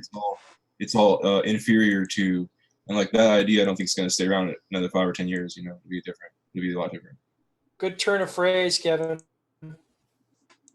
Yeah. So I wanted to read something like since I joined. I wonder it's just about what Kevin was saying about Israel and Palestine, and I tend to look at things like if there's an argument, I think both people are usually wrong, not just one person. And so this is really short. It's from a Chinese guy called Jushi, and it says whenever there is influence, there is necessarily response. All actions are influence. As there is influence, there is necessarily response. The response becomes influence, and the influences become response again, and therefore there will be no end. Let those who know the way understand this principle of influence and response in silence. Yeah, that's pretty much what I said, except for I summed it up too. When this shit happens, and then it devolves into a big clusterfuck. Mm-hmm. Yeah, I summed it up a little more, not as eloquently, but same difference, It's Kevin vernacular. You got to get Kevin vernacular. I have really never known you, Kevin, to be poetic, and it's okay. No, I think that his passion and his energy is refreshing. Yes. Oh, guys, can I read one more? It's equally as long. I like this one also a whole lot. Go for it. Please. Okay. Being long-lasting does not mean being in a fixed and definite state. Being fixed and definite, a thing cannot last long. The way to be constant is to change according to circumstances. Unless one knows the way, how can he understand the constant and the lasting way of the universe? Okay, I literally have said this before. Such is the impossibility of hiding the real. Yes. What penetrates the higher level and what penetrates the lower level are nothing but this realness. Judy. Remember in the chat earlier how I said the whole gathering information is more like a work in progress that'll never be finished? Mm-hmm. That's basically what. That's funny that you say that because the next line says, as soon as we talk about human nature characteristics, we already go beyond it. Because it's always evolving into something else. Yeah, it's always waiting on that next thing to be fit into whatever the medium is. Yeah, thinking, talking, Heisenberg, whoever, whatever.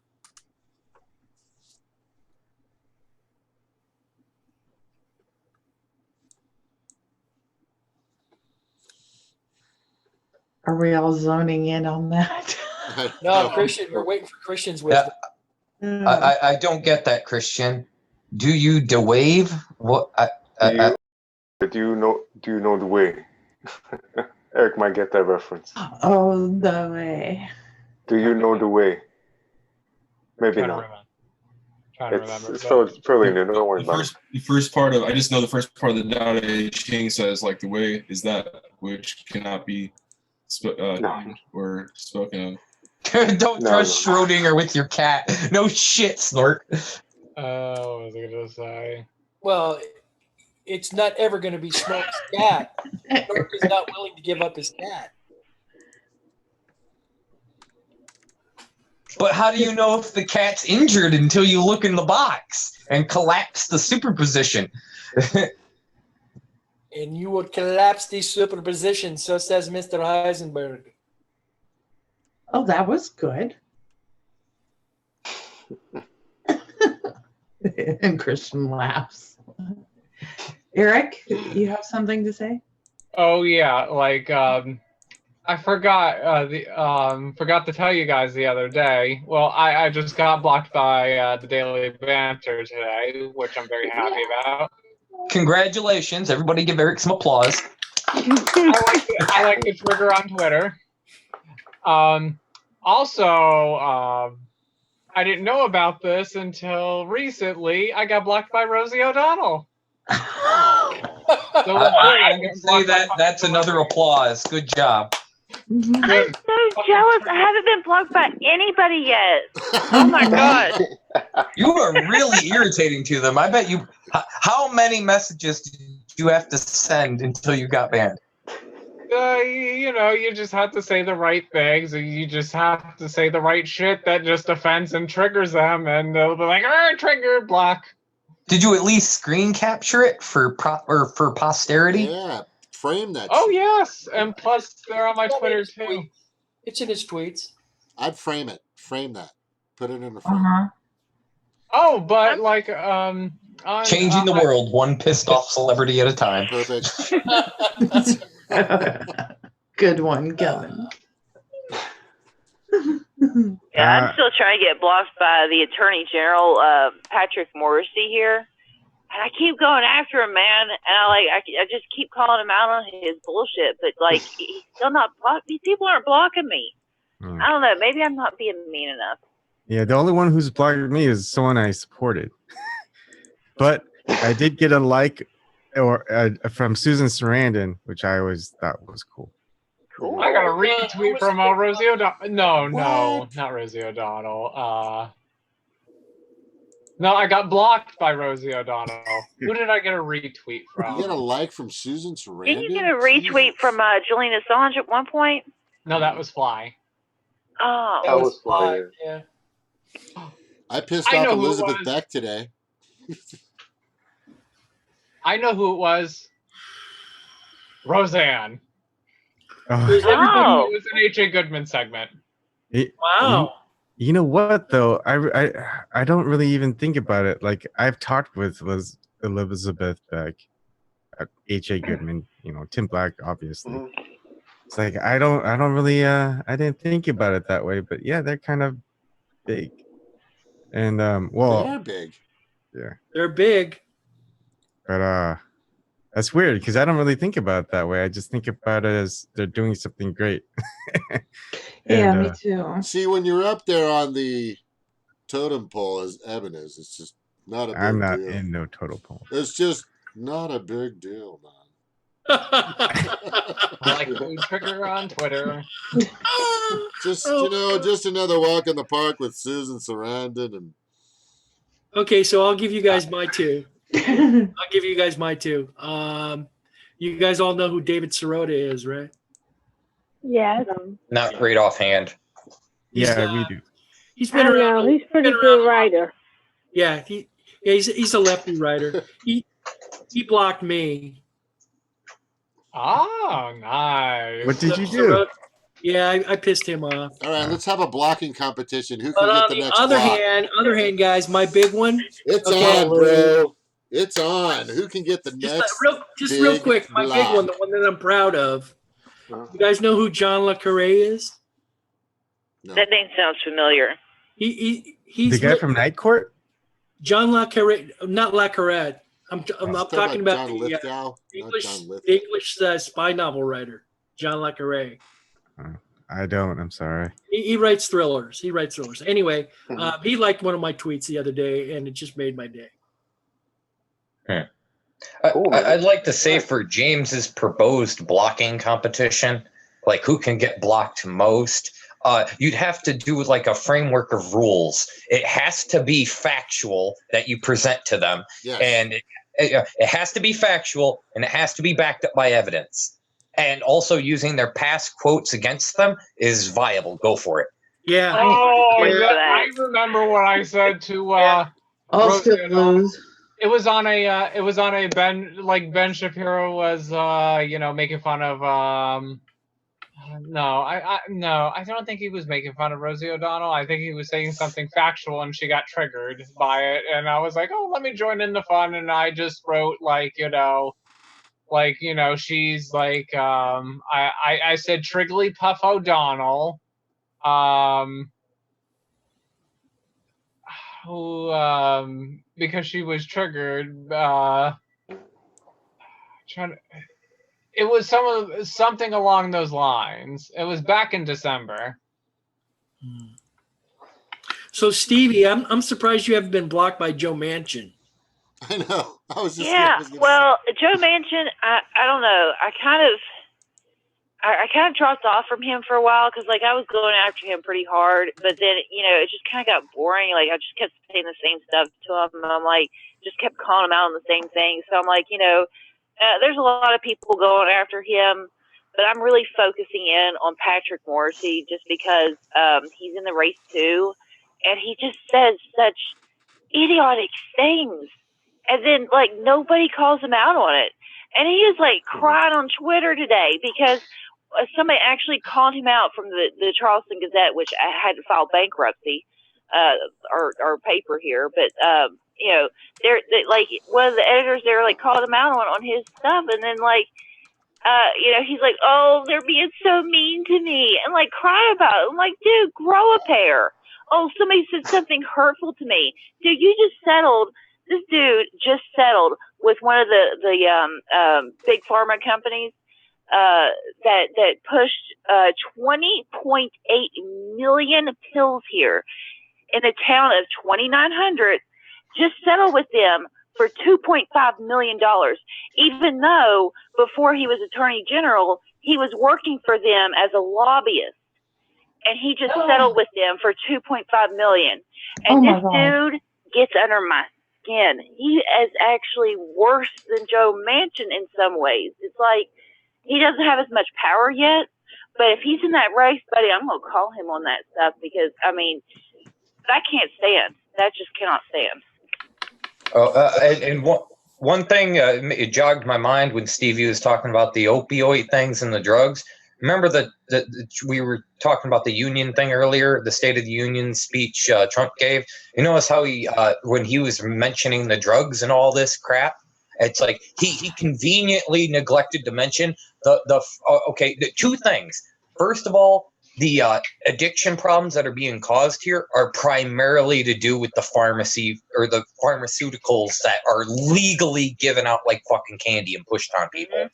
Mm-hmm. And also, the second thing that he did not mention is, remember when he was talking about the low drug prices across in different countries? And the really fucked up thing is, those are our goddamn drugs that we made here and shipped over there. They're getting a better fucking price on them than we are. It's like, yeah, good point. It's like, wait a fucking minute. Those are our drugs that are cheaper. Literally our drugs. They were made here. So bullshit. We're right back to the pharma companies. And he just dodged all around the pharmaceutical industry. Maybe that's how I can get blocked by Trump. I mean, he dodged completely around it, didn't he? I mean, in every aspect, he either pushed it off to a different country, drugs coming in, and then he said, oh, we got to make healthcare better. Look how cheap their drugs over there. Their drugs over there are our drugs, or at least just like Snork said, for the UK, he got a prescription, literally said made in fucking USA in what was it, Indiana or Chicago or some crap like that. It's like they're literally getting a better deal on it. And that's what made me crazy about a while back when they refused the re-importation bill. We're re-importing our own drugs to get a better deal, and you're re-importing them from a fucking single-payer system just so you can get a free market solution that'll actually work. So your free market solution is complete crap when you have to buy them back from a single market system just to make good on your word. You know what I mean? Hey man, dude, hell yeah, Kevin, man, you're on it. You're on fire, Kevin. You're like a good version of Alex Jones. Like fucking boom, boom, boom. Frying egg on you tonight. He's punching hard, and I like it. Do it. Yeah. Well, it's just ridiculous, isn't it? I mean, it's like it makes no sense whatsoever. I mean, do you think these people would have put it together when the bill said re-importation? Meaning we had to export them at some time.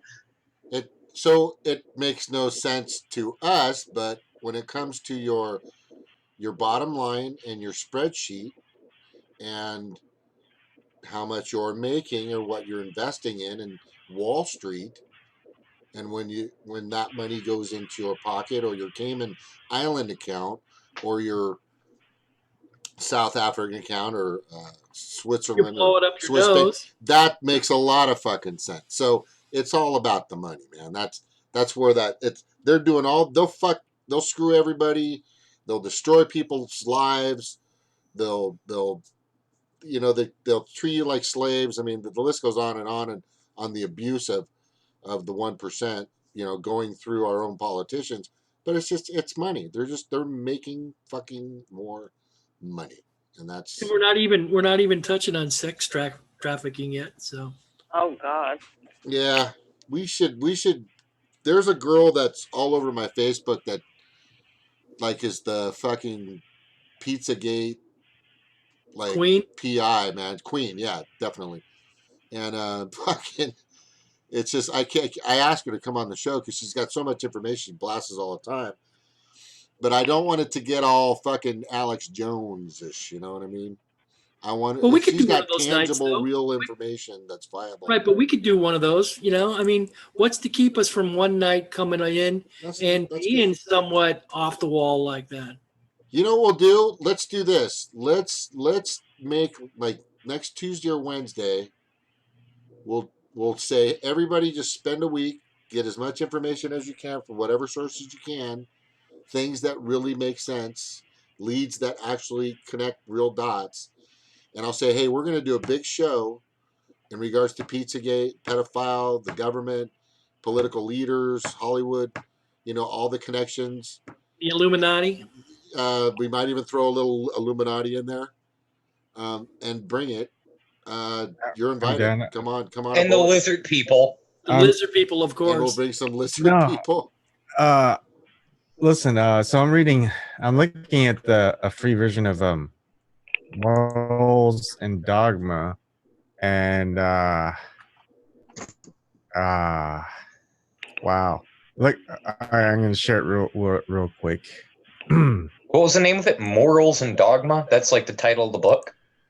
And the ancient and accepted Scottish Rite of Freemasonry. Look, it's the Reading Masonic, and here's the thing: prepared for the Supreme Council of the 33rd degree for the Southern Jurisdiction of the United States, and published by its authority. Entered according to Act of Congress in the year 1871 by Albert Pike.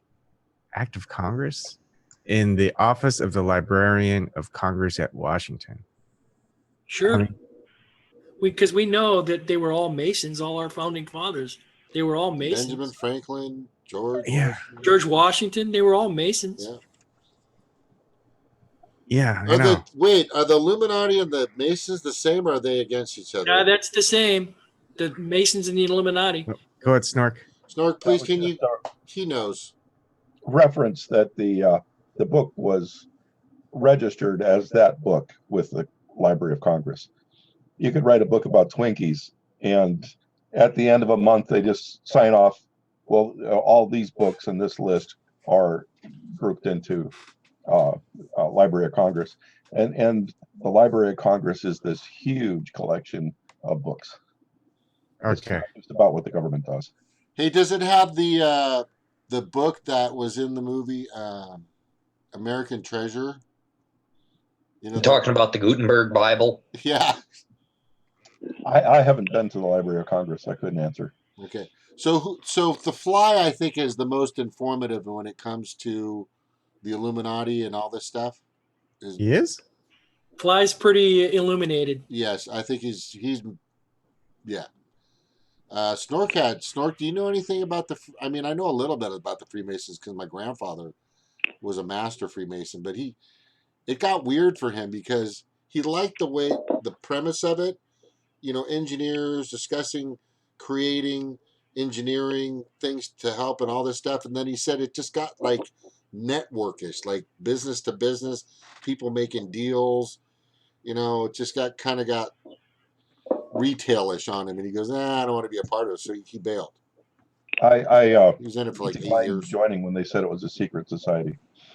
that's where you got off the bus right then. Right? Oh my gosh, exactly. Yeah, it's a secret society, but the entire world knows about it.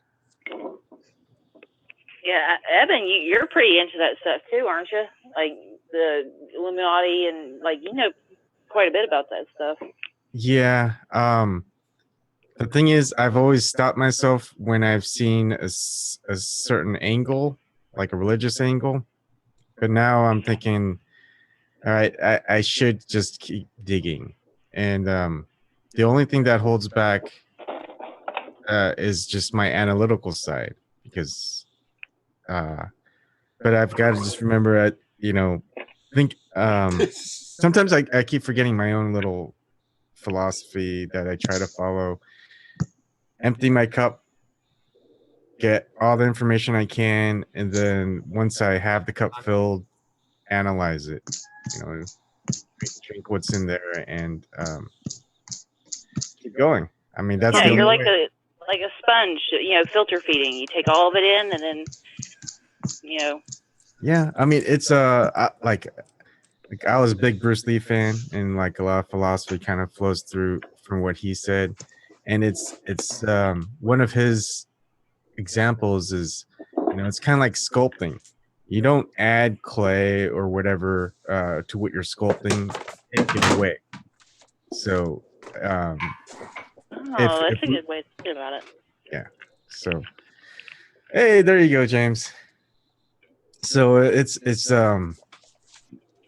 if we want to find out the truth, the beauty that's within a block or a book or whatever it is, you have to just strip away all the parts that's unessential until you actually see the details within it, within the final product. So in other words, you have to put the pile of shit through a colander and try to get out anything good.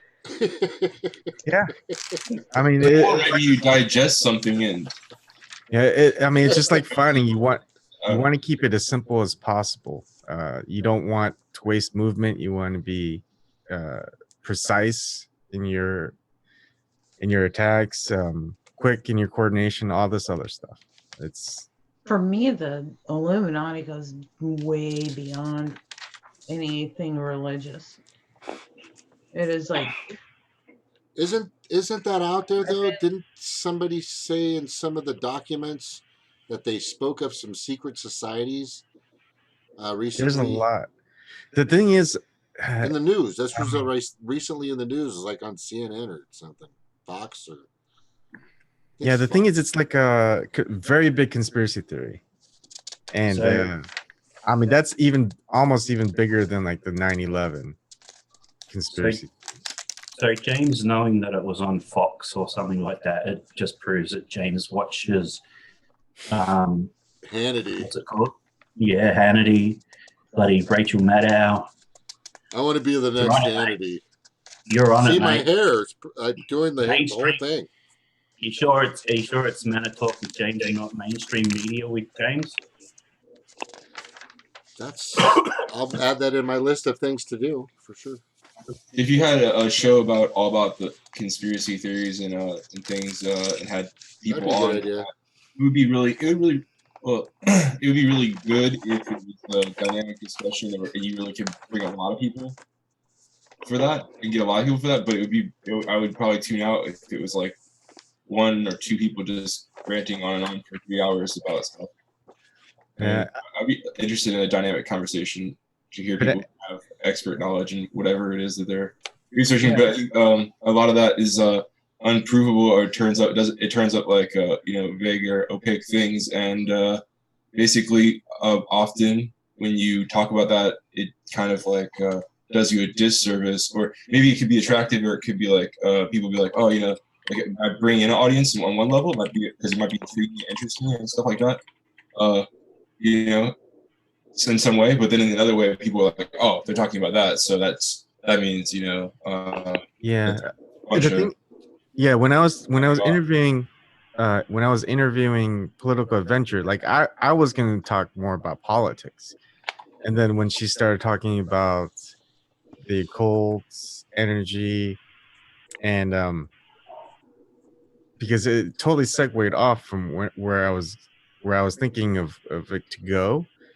But the thing is, it all culminated into we've got the same end result, which is crazy because I would not think someone with the same, just based off of experience and religion, would end up at the same point as I am with non-religion and just. Ebon, remember when I said to the group that multiple people can look at stuff and you'll get 50 different answers out of it? Yeah. That's what that is. You're all looking at the same thing, though. I was watching History with Herbert or Hilbert. History with Hilbert. It's great. It's a great I've channel. seen it. Yep. He was talking about yada yada British culture back in the day, and that it was like before it became Catholic or before it became Protestant, everyone was Catholic. But there was basically like these papists who were they were not really as religious. They were more like just kind of born into that and had filled roles within a system and a structure. And, but then, when people became Protestant, everybody moved over to Protestant. Suddenly the majority is a Protestant and follows, the wave. But the reason I said that is because, they were kind of secular within a religion. Like it wasn't, and, in another sense, the higher classes are looking at religion, probably looked at it more philosophical no matter what religion it was. And probably the lower classes more superstition through superstition and things like that, and belief being a strong thing and like that, and like, but faith or something. I think that's a thought that was not mine. I'm some philosopher said that. Chinese. Good night, Christian. Ryan wanted to say something. Night. Oh, good night, Christian. Good night, Christian. She sort of lost me when she started talking about getting things from parallel universes. Yeah, that's when I got off the boat too. Well, the thing is, it's not her saying that. It's someone who actually did a TED talk about someone doing that. They do TED Talks about a lot of stupid shit that make no sense and has no rational base in reality. I mean, TED Talk, give me 20 minutes and I'll tear apart this crap and show you how full of shit he is. Don't get me wrong. You have to put some truth in there just to sell it. What was it you said, Ron? I missed it. She sort of lost me when she started talking about parallel universes and stuff, Yeah. Oh, I didn't see that part. I don't know. I don't know what she said, but yeah. I think parallel universes. I'll have to check it out. I think that if there's media and you see that there's these tricks in the media, and like that there's these people who they're not who they seem to be, and they're like obviously they're obviously pantomiming, and they're obviously patronizing you. Well, like you could reach different conclusions with that. You could say they're just bad people, or you could say maybe it's a conspiracy, and you could take it different levels, Illuminati or lizard people or whatever. And some people think those two are equally as ridiculous. Some people not. I don't know. I don't know. But here's the thing that I was saying in it. Here's honest in some things, like stuff like that. Okay, Ben. Good stuff. Ebon. So one of the things is just kind of how like I like to think scientifically, scientific method, peer review, gathering the same test methodologies, reviewing it, testing it the same way that they did, see if I get the same results. And I was mentioning there's a lot of things that scientists have that we can't really verify. We can't even verify some of the simple ones where other peer-reviewed scientists verify. And there's even been documentation of just fake peer reviews, just to get them in published.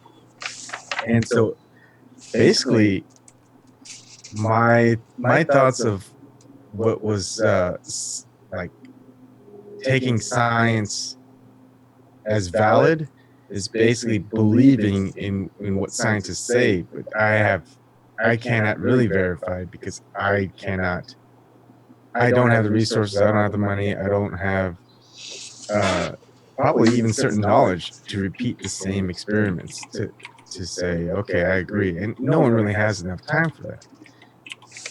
So are the things that we're reading of scientists Takes the time and effort to walk in somebody else's shoes and be familiar with what their references are. If we have this thing on the Illuminati let's say in the next weeks or so. And we come up with some crazy, what sound like crazy off the wall possibilities, but we've got references for those, and it's like just because it's overlooked or it's underknown or underutilized, we come back with references and whatnot. There's this whole school of thought that's just kind of been glossed over, or it was like it was lost very, very long ago, like in the library at Alexandria. If you can somehow walk in somebody else's shoes and find out that, wow, there's reasons and rationale for them to think the way that they do, I mean, you talk about a bridge builder, you talk about an understanding, because it just gives you that much more information to call and, base your judgments on. Yeah. I want to say something about what Ebon. Ryan, go, Ben, he wanted to say something. You can go ahead. I'm with Evan with the methodology. Sorry, that's my dog. With the methodology of testing things, and the thing that scared me the most is when Trump said about the increase in FDA approvals on medication. Are they going to get tested enough? And I guess my concern comes from a mental health background. When Big Pharma pushes out antipsychotics and antidepressants, and then they put claims to these drugs, but they don't actually ring true. So, like for example, Seroquel is a very well-known, very highly pushed antipsychotic in Australia. And they prescribe it for sleep aid. And yes, they do. They prescribe it for sleep aid. I'm on it, but it has massive weight gain side effects, and that's what was sold to me when I was just about to start it. Was there's no weight gain side effects to it. So my thinking is that these drugs aren't being tested as much as they should be, especially ones that alter the mind. Anyway, that's my 2 cents worth. But I'm with Evan. They should be tested, researched, peer reviewed, blah blah blah, all that type of stuff. There's a reason. Let me say something real fast, man. I was wanting to say it since Evan was talking before. Okay, I got something real good. So Evan and I he's mechanical and technological, but he also has, I know, kind of a spiritual thing, like an inner spirit thing. I know, because if he's read this, and because I'm totally into Bruce Lee, but let me read this to you guys, and this is about how things work in the world. This is just a small little thing that Bruce Lee presented to the world. To become different from what we are, we must have some awareness of what we are. Got that? And it's pretty concise. It's pretty simple.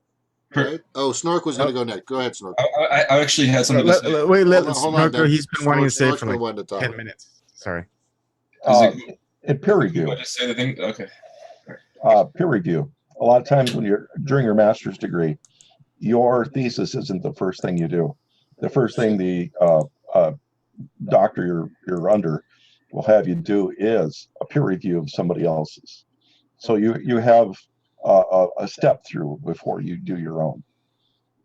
So a lot of people that are in their master's degrees are doing the peer review, and then their review is reviewed by the doctor that's sponsoring them before they submit.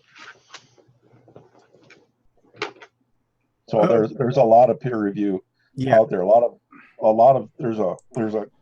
The universities have a big churn of everybody checking each other as a courtesy. Yeah, but have you read the articles of where peer reviews have, like, scientists in the community have submitted fake peer reviews and gotten them actually accepted? It does happen, and the university that it came from and everybody else is ridiculed like you can't believe. Was it out of Kansas? So first of all, back to what I want to say a couple of things. Back to what Ivan was saying about the science and about people believing science or trusting something or knowing something. It's not just science. There's government. There's the ingredient of government. There's law, and there's journalism, and so like at least that probably academics. But then about what Matt was saying and stuff. If there shouldn't there be some Freedom of Information Act that pertains to the medical spheres and and so forth about this science and stuff and how it's pertains to us? And Nope, because we national security or run the same tests, so we have to make sure those tests are right. And then on the other hand, we could probably invest in our own testing systems, and by having our own testing abilities with like water and earth and stuff, then putting pressure for our government or for local governments or whoever to have good, have like regulations on that, like the water needs to be this amount level, or that your food needs to be this amount of clean. But if you have the ability to take your yellow pepper to a local place and say how good is this or whatever, and measure it in some way, then we could the more access we have to those ways to test things would be, seems to me, could be worth a lot. Like kind of like if you have something on camera, the camera becomes really valuable. Like if you had something like a shooting or a police shooting or something on camera, like that person pulling out that camera and having that camera, it was a good investment to have that camera.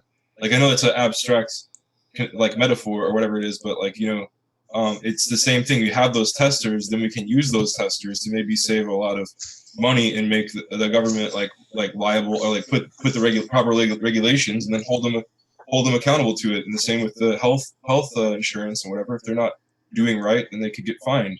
And that's how you get them to comply with the law. So the law is applied to the small people all day long, and to big guys, I think they get slapped on the wrist within class actions and things a lot of times.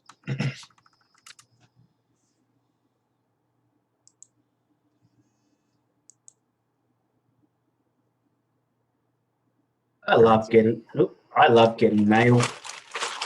What is that, by the way? It's I don't know what it's called, but it's the thing that makes seats go up and down. Oh, okay. Oh, yeah. Cylinder. It's like an air piston. Yeah. Looks like a curling iron. Looks like a dildo. Well, that was my second. Evan, if you I was gonna say shake you want to weight. shove this up your bum, you're fucking crazy. Oh, And have you noticed that I call you Evan and not Ebon? Yeah, it's fine. I mean, Yeah, it's I know. not Ebon anyway. It's just an Australian thing. Yeah. No one here in Australia would call you Ebon. It would be Evan straight up, because you'd fit right in, because we have a lot of Koreans here in Australia. I'm not Korean. Aren't you? Yeah, I am. I'm just kidding. Yeah, I thought so. He's like, yeah. Yeah. Oh, the best restaurant in Melbourne is a Korean dumpling bar. Holy shit, it is fucking out of this planet. It is so good. It is so good. Love Korean dumplings. Anyway. Yeah, mandu, that's what it's called in Korean. This is what I did while I was watching the Trump talk, Trump's TED talk, is I took notes of things, and while we've got a quiet time, I might, if you be able to. I only got one good thing out of it. This is from an Australian perspective of Trump's TED talk.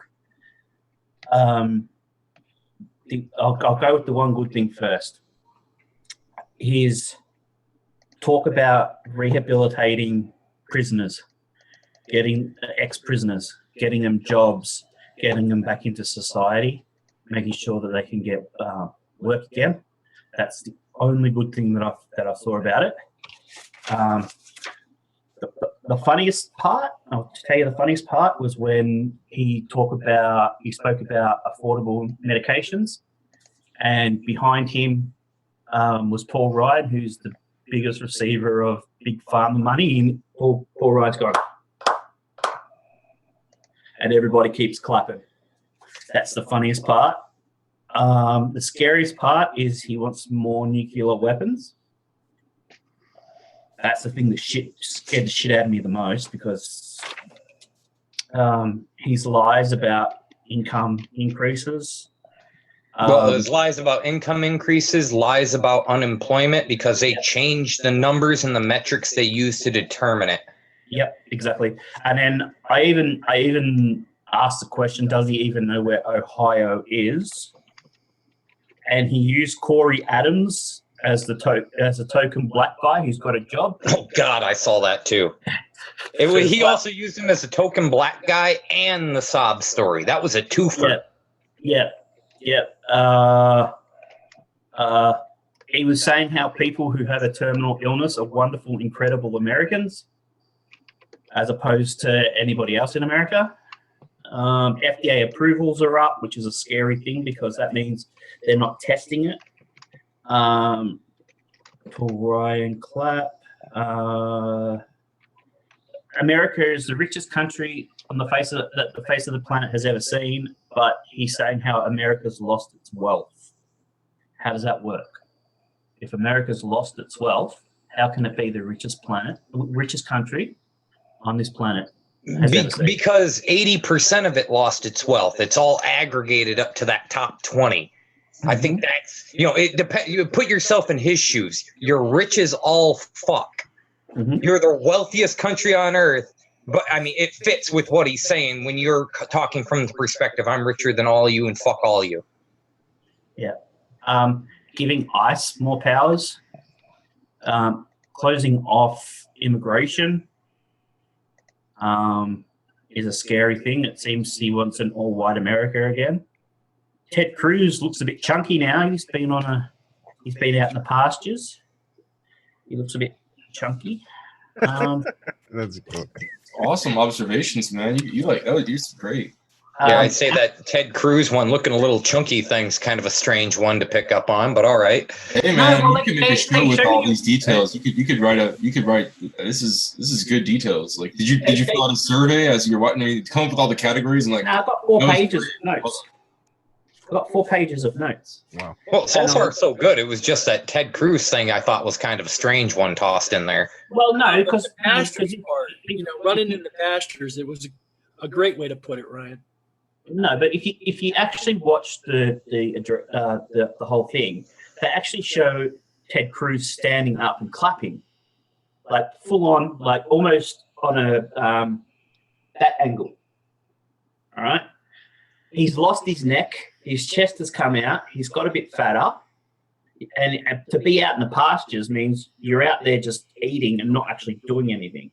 You're grazing, You're just grazing, So he's got an easy job. I think standing for the national anthem was a cheap shot.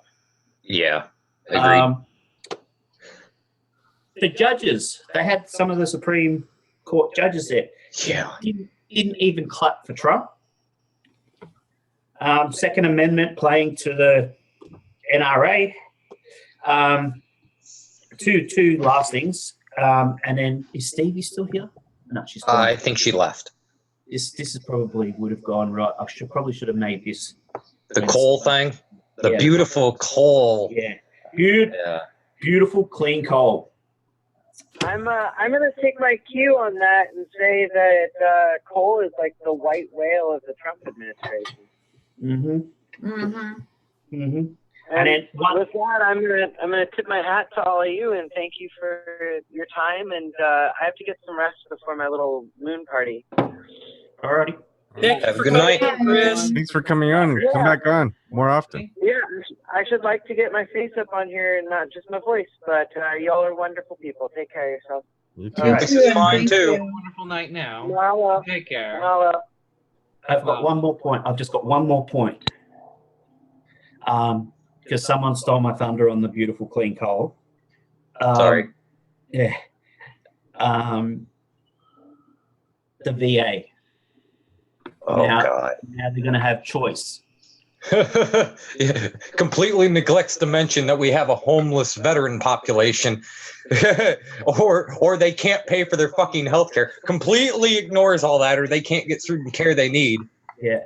So he said that they sacked a few thousand employees who weren't good enough for the VA. Well, there are legitimate complaints about that. Oh yeah, of course. I mean, people see it as a. I think he's using that as an excuse to cut the healthcare funding from the government for the VA. I think he's using it to chop off any sort of social safety sort of plans. Yeah, I mean, exactly you can see it in the way he speaks. And they damn well know it. They damn well know it because of any of the healthcare programs that we've got in the United States. The VA care system is the closest that we've got to socialized medicine. Well, not exactly. I mean, the Medicare, the Medicaid, and the VA thing, they're all kind of, you could. There are corollaries. You're absolutely right. But I'm just saying, as far as socialized medicine is concerned, the VA is right there. It's very close to single payer. Very close. It's not socialized medicine. It's a socialized payment system. It's not even. When I call it socialized medicine, that's what I mean. Yeah. But that has bad connotations to people, and because you have to be specific. Because when you're referring to this, you're not talking. Oh, I want socialized medicine. Basically, everything else will stay the same, minus. We'll change up some of these prescription things, so they're not trying to push all the shit on people.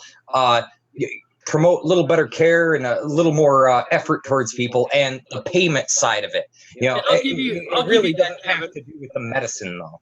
I'll give you that. When I call it socialized medicine, I think for most people, what they hear now, because they've trashed the government's gonna take care of all your drugs and ration it all out and blah blah blah. Yeah.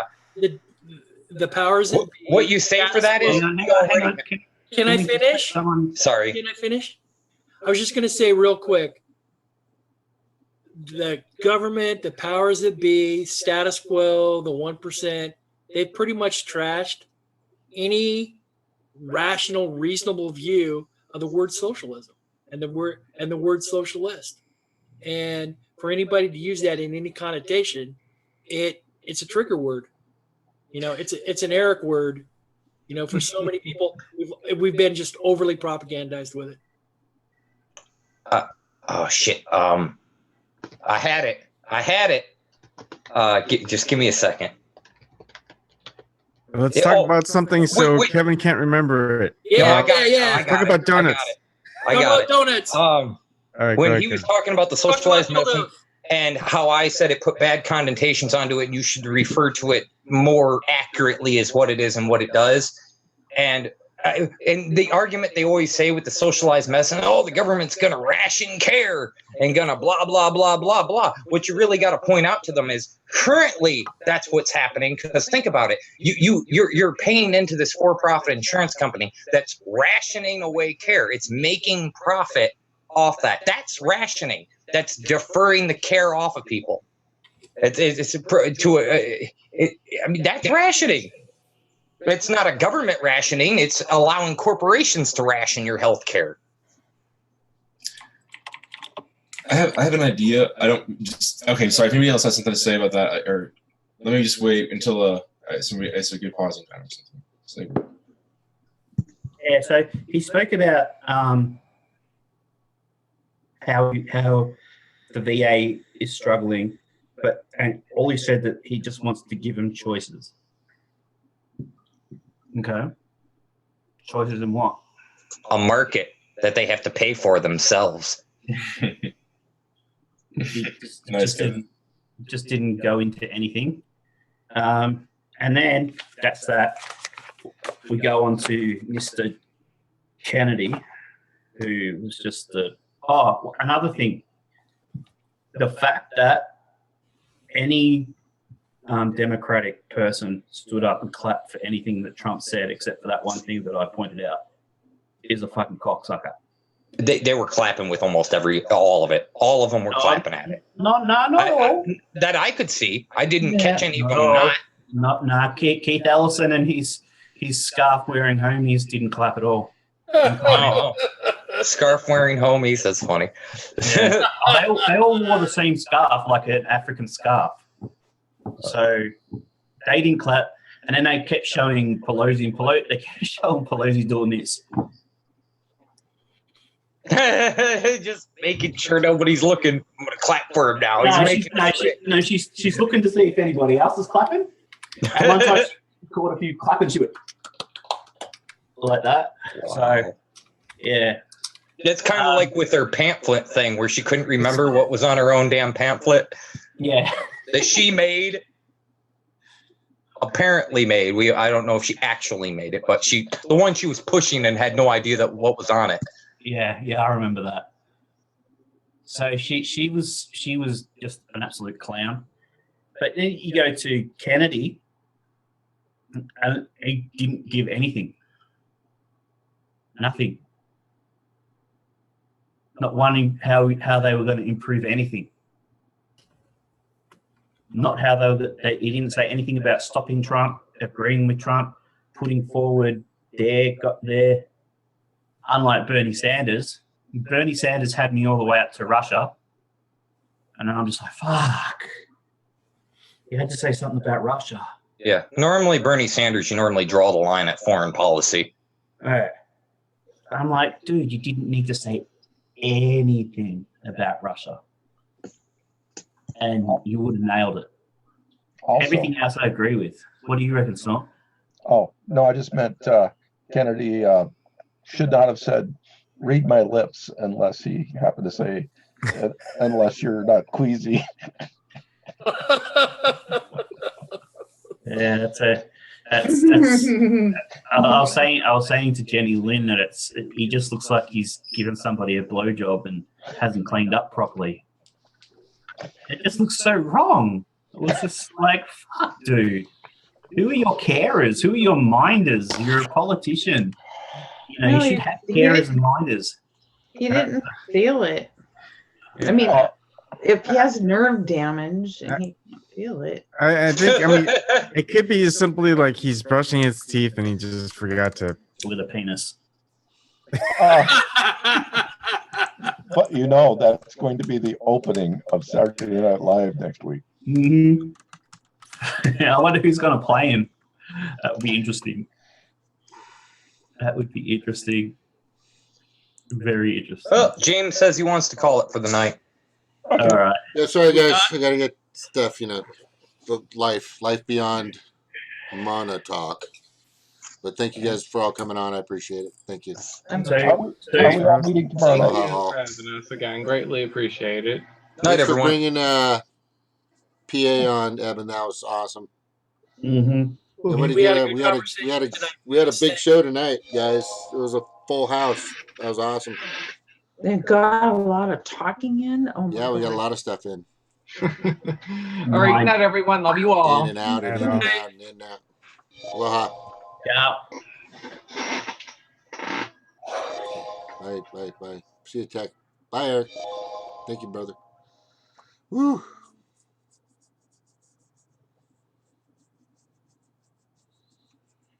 I can light a match on this. It's really hard. I can actually, one of those matches used for to start like a campfire or I can actually. Anyway, I've done it a few times. Kind of funny. Woo. Yeah, good show tonight. Political Avenger was here, which I gotta say, she's pretty badass. And I think we're all badass. I think all of us have a great message to give. I do believe that there are others, and just search YouTube, search Steam, search Gap, search, look at the Patreon. I mean, Jesus, there's tons of us out there. I've listed all the people that have woken up and that are seeing what's really going on with what's going on. It's fucking nuts.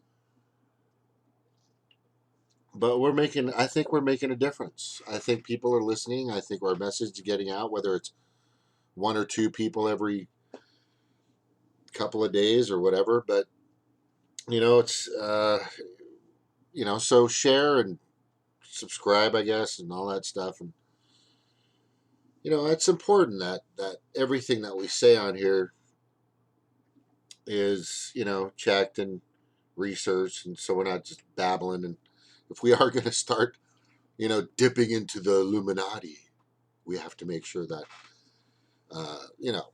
we've got some facts, because I'm not saying it's not possible. I'm just saying that it's a big group of people, and there are, yes, a lot of Masons out there, and there are a lot of Illuminatis probably as well, and I think some of them could be corrupted, and some of them could be very greedy and very bad, very not good, So yeah, there's a lot of stuff out there. I mean, just watching what happened tonight with fuck. Just watching what happened tonight with that propagandist hyperbolic bullshit from the Three Amigos, I thought it was, Trump, Joe, and Bernie, which Bernie, of course, laid it out until he said Russia, Russia, Russia, which they're all going to eat their fucking words on that. I mean, it's so apparent, and I just have to say my apologies to Elizabeth Beck for being a little rough on her. But I mean, when you're in that position, like we all are, we have to, be prepared. Be prepared.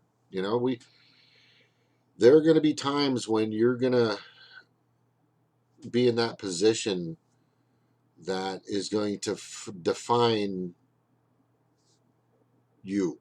And then there's going to be those times when either you're going to define it and make it your own, or they're going to define it for you. And in that particular situation, they defined it for her. But yeah, she was sideswiped. She was, false cracked, and she was sucker punched. Totally. But next time she'll probably wear a head protection and some pads, and she'll keep her guard up and be ready for that. We are fighting a very giant two-headed monster out there, and if they could just, if we just got to stop feeding the monster. That's all. So, and the way I want to do it, my position is I think a third party is probably our only viable source, or excuse me, objective, or plausible solution at this point would be to infiltrate the only way we really have left into the political realm, which is called the two-party oligarchy, and start to get them to at least look. So, look in our direction. People that really give a shit about each other, not these people that appease you and portray that they will. Fucking Joe Kennedy, what a joke tonight. Oh my God. Fuck. I mean, if you still think the Democratic Party is something for you, then I feel totally sorry for you. I don't empathize with you. I don't feel, I do feel sorry for you. Well, actually, you know what? I don't anymore, because you're going to get what you deserve. You're going to get stripped of everything, and then next thing you know, you're going to be down by the river. I just hope it doesn't happen. So hopefully you'll wake up like we have and get what you need. Yeah, fucking joking was a fucking joke, man. Anyway. So anyway, thank you all for coming tonight. A lot went on. More is probably going to happen. Just be prepared, because it's always around. It's not going away anytime soon, like Eben said. But we are going to do whatever we can to try to at least pick a couple of pieces out of their, all you need to do to seize a machine is throw a fucking tiny little bolt or screw inside of the carburetor. Goes down into the intake manifold and drops inside of the cylinder head. In that chamber, it'll get bounced around, probably take out a piston arm, and then the next thing you know, it sees one of the pistons and they might torque the crankshaft in the wrong direction. If you don't know what I'm talking about, I'm just saying. That's all you need. Just a small little bolt, a little nut, little iron nut. Just drop it in that carburetor, let it go down that, intake manifold, and you can stop the engine that's destroying and polluting our nation and embarrassing us. And that would be the two-party oligarchy, which consists definitely of the Republicans and the Dumbocrats, and it's just sad. But we're going to keep working at it, and we're going to keep going, because I really want to fix a lot of this and get people to have what they need and must have. And I want everybody's livelihood to just be better. And I'm going to stop babbling, and I'm going to get out of here. And I want to thank everybody for coming on. That was a big show tonight. Thank you so much. Aloha, aloha, and mahalo to everybody.